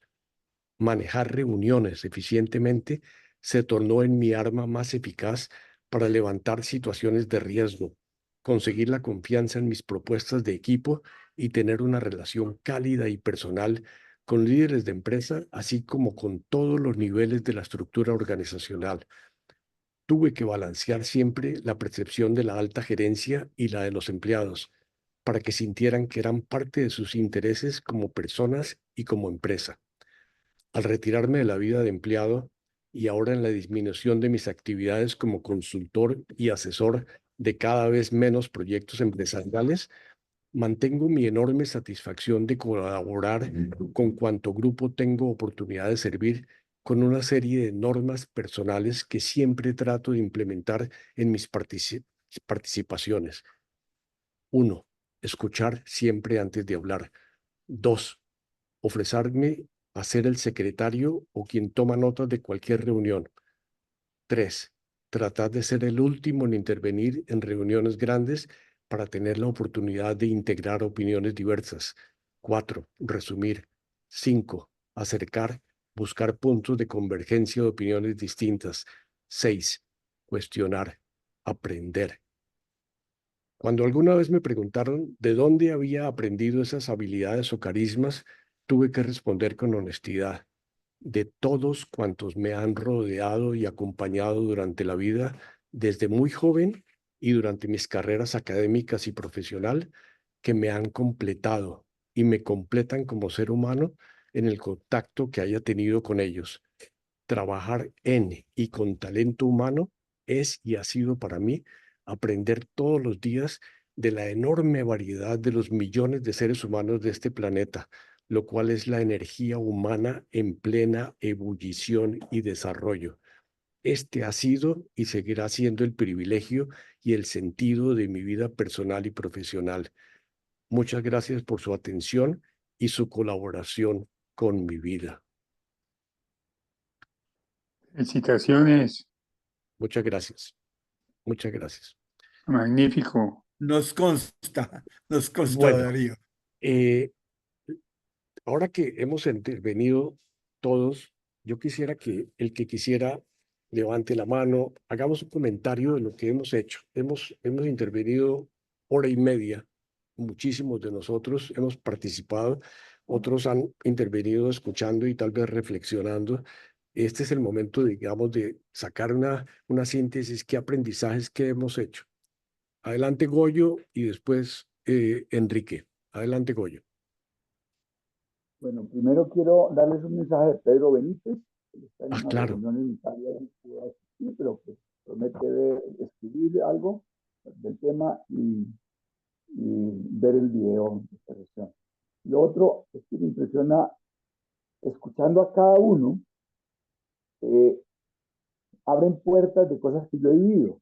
Y obviamente no las dije, porque en 5 minutos no puedo decir eso, pero me impresionó mucho que fui encontrando mucho eco de cosas por las que yo he pasado, por las que me he enriquecido. Esto que acabas de decir me sirvió mucho. Si puedes aclarar un poquito el sonido, si Sí. puedes aclarar un poco el sonido para oírte mejor. Gracias. Sí, es el audífono, pero entonces hablo un poquito más recio. No, decía simplemente que ese reconocer que somos lo que ha pasado en nuestra relación con las demás personas, eso me parece que es una gran riqueza y esta reunión me ha servido mucho para pensar en eso. Muchas gracias. Gracias, Goyo. Enrique, adelante. Bueno, yo apenas acabo de llegar porque el verano aquí me cambia el programa totalmente. Y bueno, lo que había era preparado un pequeño texto, pero yo no sé si más bien lo Dale. dejo para publicarlo en la web No, o... dale, tenemos tiempo, te escuchamos. Vale. A ver, aquí está. Bueno, en los primeros años de vida, cuando nos preguntaban qué queríamos ser de grandes, la fantasía en nuestras respuestas podía ser desbordante en torno a los arquetipos que atraían nuestra atención y en los cuales queríamos ser los mejores. En mi caso, a los 5 o 6 años, las preguntas pues me daban vueltas, pero comenzó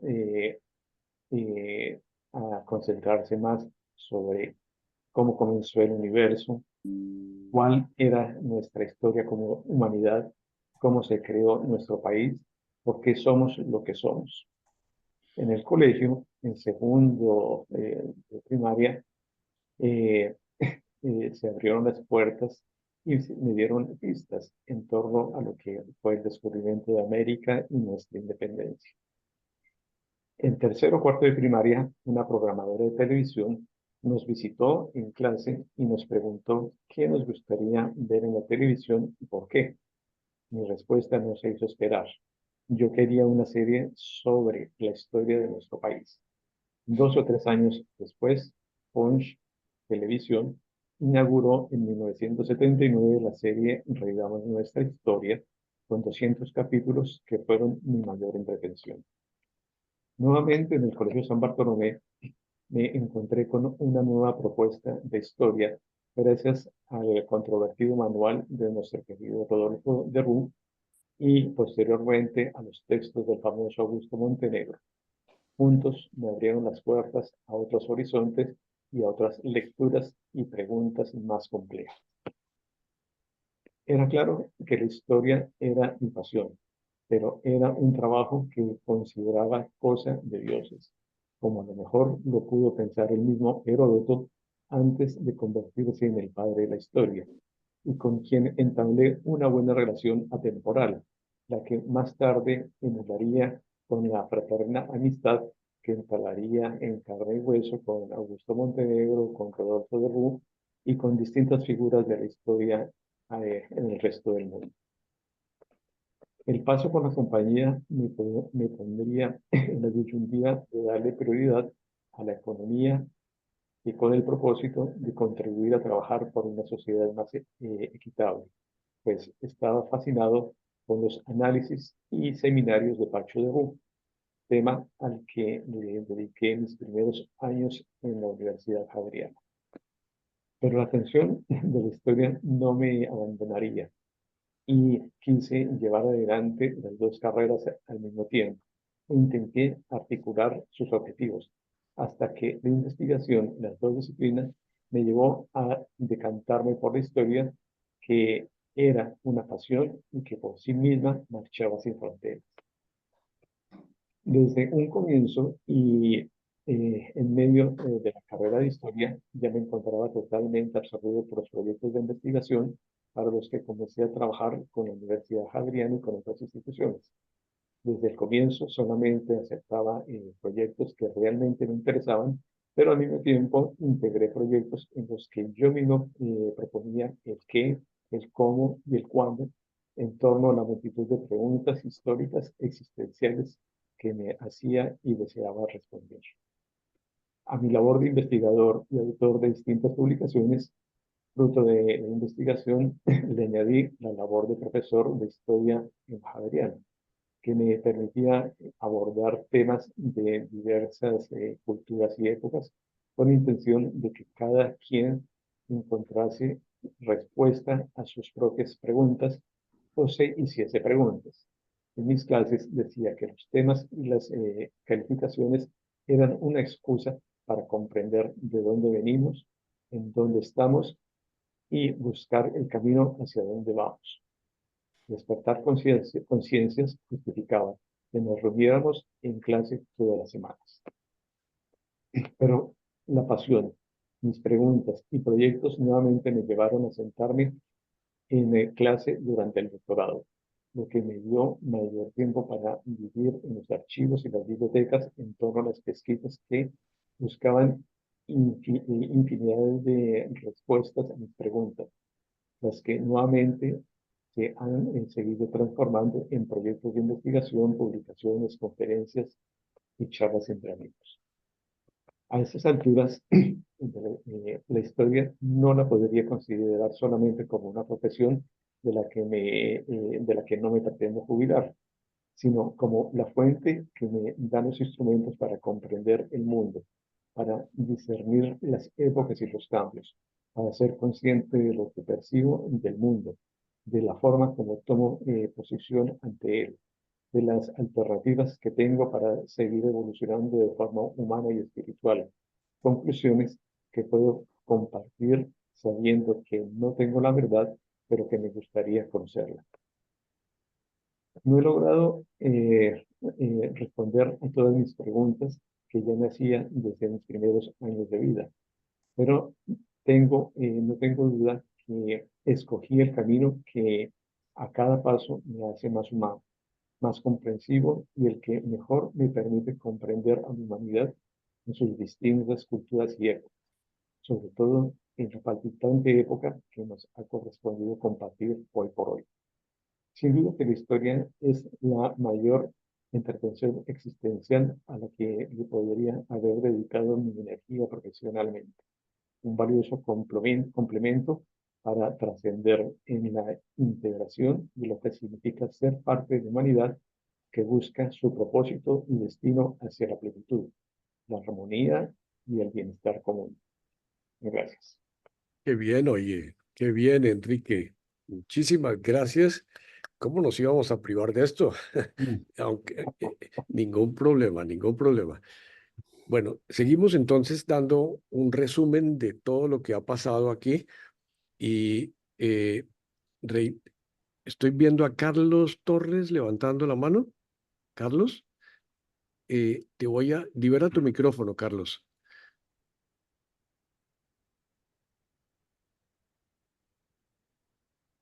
Todavía no.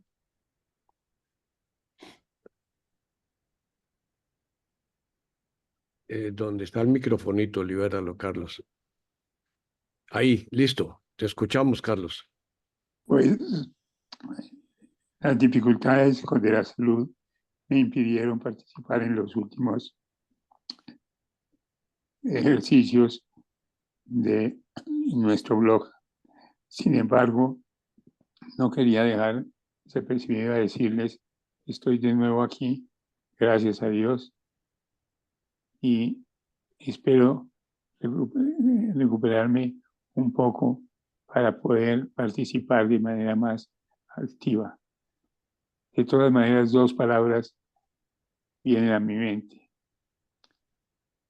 Durante estas semanas he ratificado lo que en muchas ocasiones he practicado. He practicado y conocido el amargo sabor de la derrota. Y por otra parte, el alegre sabor de la victoria. Quienes han sido deportistas o políticos entienden lo que es la lucha que al final da una victoria, o lo que es contrario, pero igualmente conocedor, el alegre sabor de la victoria. Espero estar más adelante en capacidad de reiniciar mi participación en esos sabores que la vida le va brindando a uno. Por ahora, simplemente les digo, estoy de nuevo aquí y cuenten conmigo. Qué belleza, Carlos, qué belleza. Un aplauso. De verdad que nos conmueves, Carlos. Gracias por estar con nosotros. Gracias por tu fidelidad con el grupo. Es decir, lo sé porque has estado luchando y estamos contigo en la lucha. De verdad, muchas gracias. Muchas gracias, Carlos. Sí, quiero reencauchar aquella, entre comillas, frase de cajón, Carlos, y es esta, que auténticamente eres un ejemplo de vida, un Exacto. ejemplo de ser humano, un ejemplo de miembro de familia, un ejemplo de pareja, un ejemplo de profesional y un ejemplo de luchador en tus actuales circunstancias. Un gran ejemplo. De acuerdo. 100%, Carlos. 100%. Muchas gracias. Me animan y me animan a seguir adelante. Saldrás adelante. Gracias, Carlos. Bueno, Reinaldo y después Vicente. Adelante, Reinaldo. Gracias. Quisiera aprovechar ya que has dado el pie para hacer una reflexión así como de síntesis. Si hay algo que podemos, por lo menos saco yo de toda esta reunión hoy, es que tenemos una invitación de la vida por estar en la hora, en el estadio de que estamos de nuestra edad, de poder compartir con los nietos o los hijos o los jóvenes que estarán a nuestro alrededor de la suprema importancia de hacer la elección fría, pero bien pensada de cuál quiere ser la profesión que quiere llevar a cabo. Porque si algo saco de todas las intervenciones es que elegimos de alguna forma u otra forma llevar a cabo una profesión en donde estábamos plenamente apasionados con el tema con que estábamos haciendo esa profesión. Y yo creo que eso es realmente una de las orientaciones que son válidas para los nietos, es, hijo, descubra cuál es su pasión de vida. Busque para esa pasión de vida cuál es el trabajo que le puede dar una remuneración justificada, pero que le permite darle campo a que su pasión se lleve a cabo. Un trabajo sin pasión es una esclavitud. Un trabajo con mucho trabajo, pero con pasión, es la plenitud. Qué bien, Reinaldo. Muchísimas gracias. Excelente intervención. Gracias, Reinaldo. Vicente Alcalá, adelante. Al escucharlos y anotar en algunos casos, pero como síntesis de lo que compartimos hoy, 7 verbos.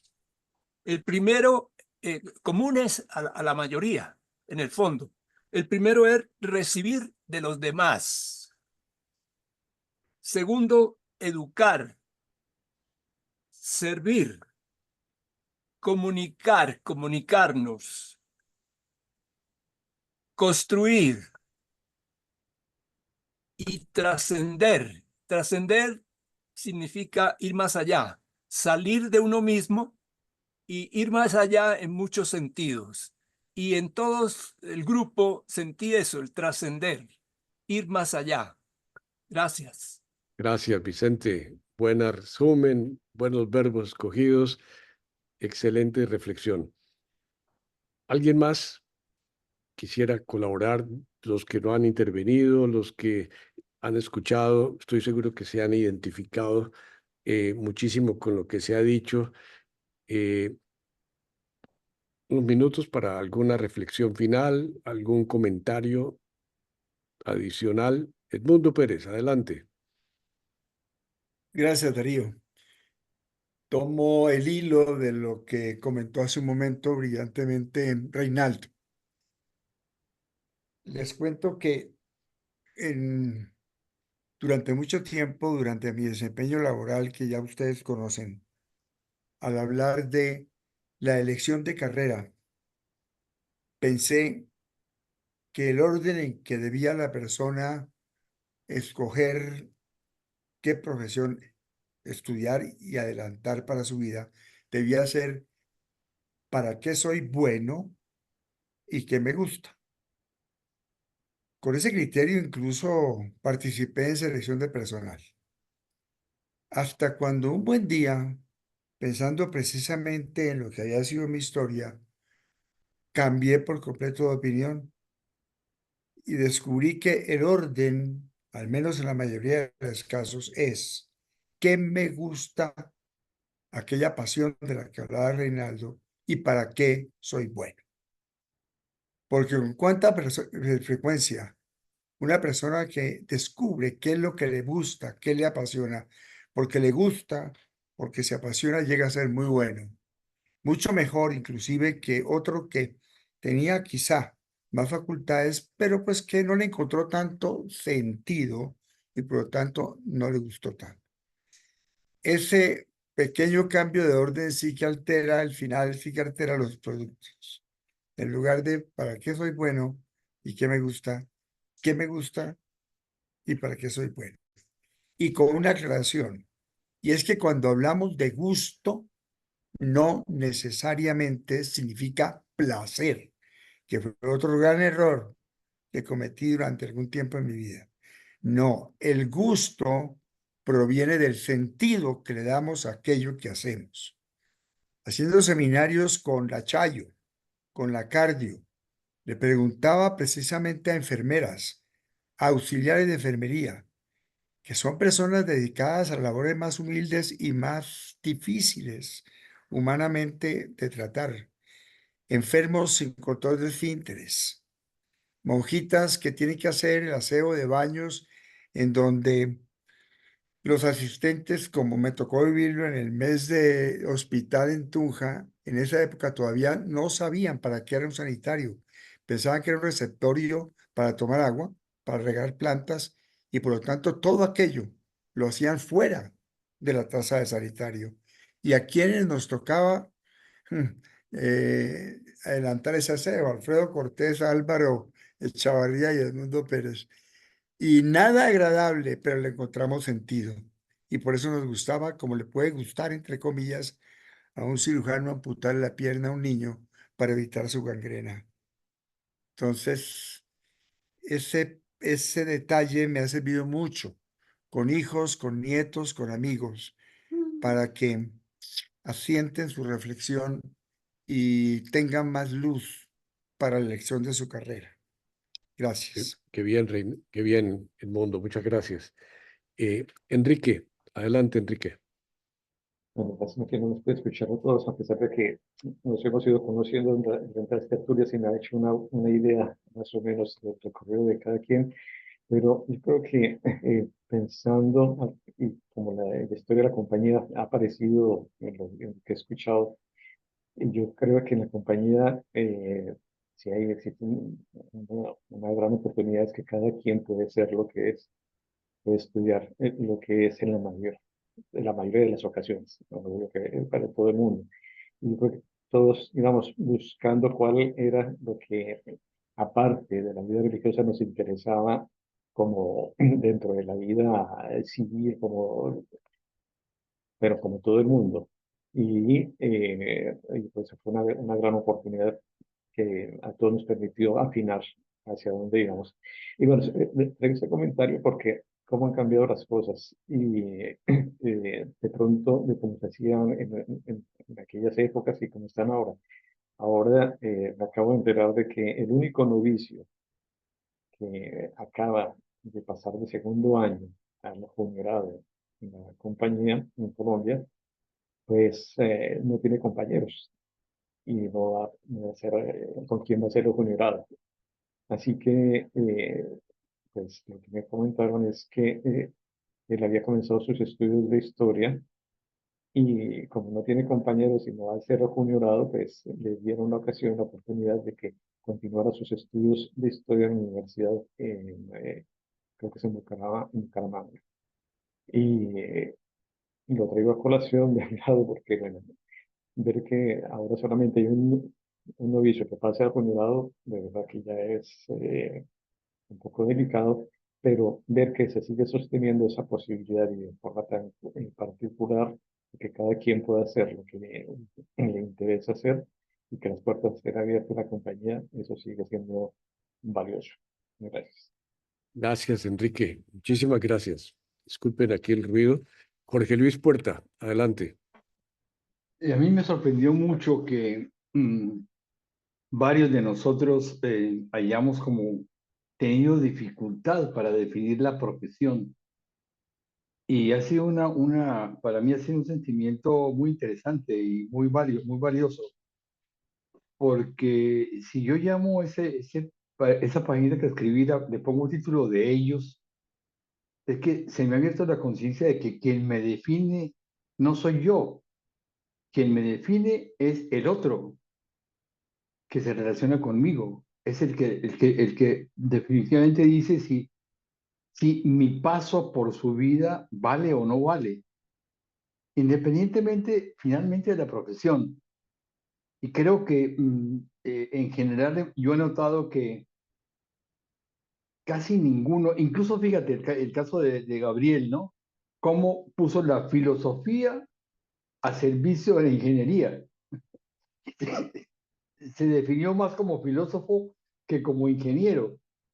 Entonces, esa reflexión me parece interesante y creo que nosotros no nos hubiéramos varado en la vida porque creo que lo que buscábamos era el sentido de la vida y el sentido de la vida son los otros.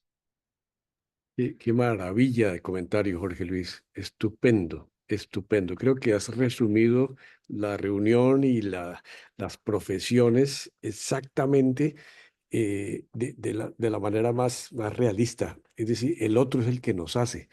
Las circunstancias, el cliente, el empleado, el amigo, el obrero, es decir, todos ellos nos hicieron y uno se fue amoldando a donde había más necesidad o donde se sentía más necesario para responder a eso. Excelente reflexión. Gracias, Jorge Luis.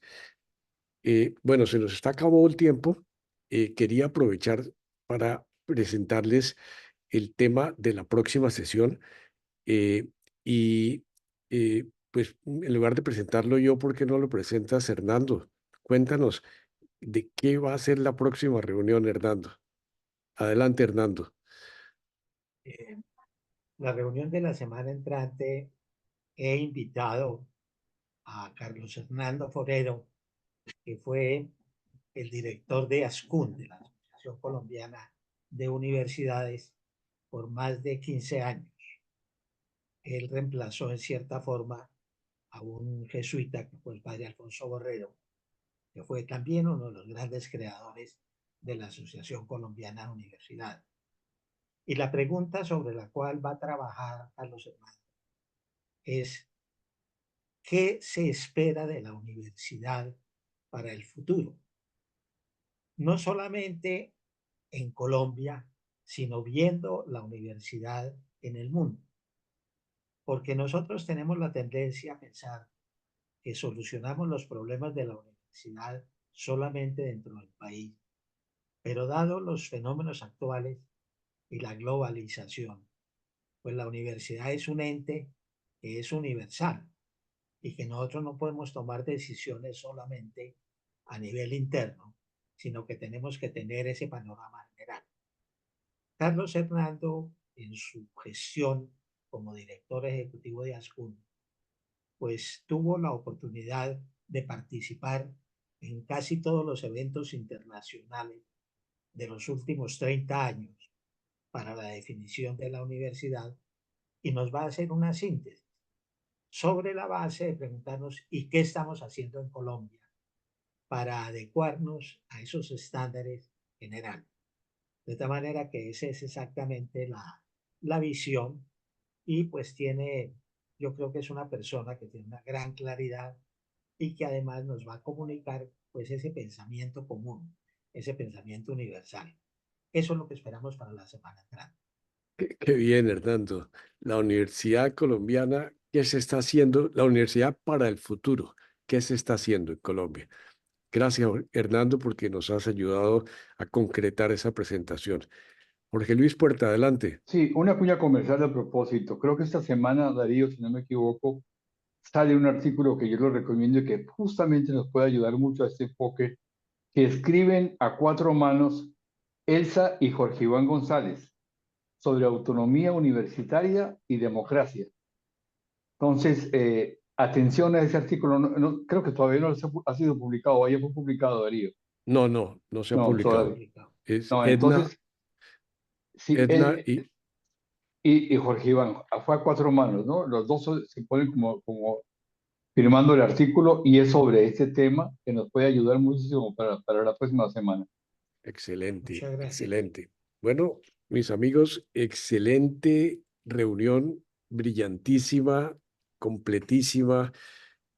Carlos, nos has marcado con tu lucha y gracias por estar con nosotros, Carlos. Y para todos realmente ha sido una reunión supremamente interesante. Les agradezco mucho en nombre de todos los que escuchamos, los que participamos, y preparemos para la próxima. Muy buenas noches, digo tardes, aquí noches, para los que estamos por el otro lado del charco, y gracias por participar y por tener una reunión memorable. Hasta luego. Sí. Gracias, Darío. Chao, chao. Hasta pronto, compañeros. Gracias, Darío, a todos. Muchas gracias. Muy amables. Gracias, Gabriel, te trasnochaste. Gracias, Enrique. ¿Quién más estuvo por acá, por este lado del charco? Un abrazo. Sugiero que te pongas en cruce de piernas y pongas la mente en blanco, hijo, porque si no, no vas a dormir con todas estas ideas tan importantes. Buenísima. Un abrazo para todos. Gracias. Chao. Saludos a la Pili. Gracias. Chao, Julito. Gusto verte.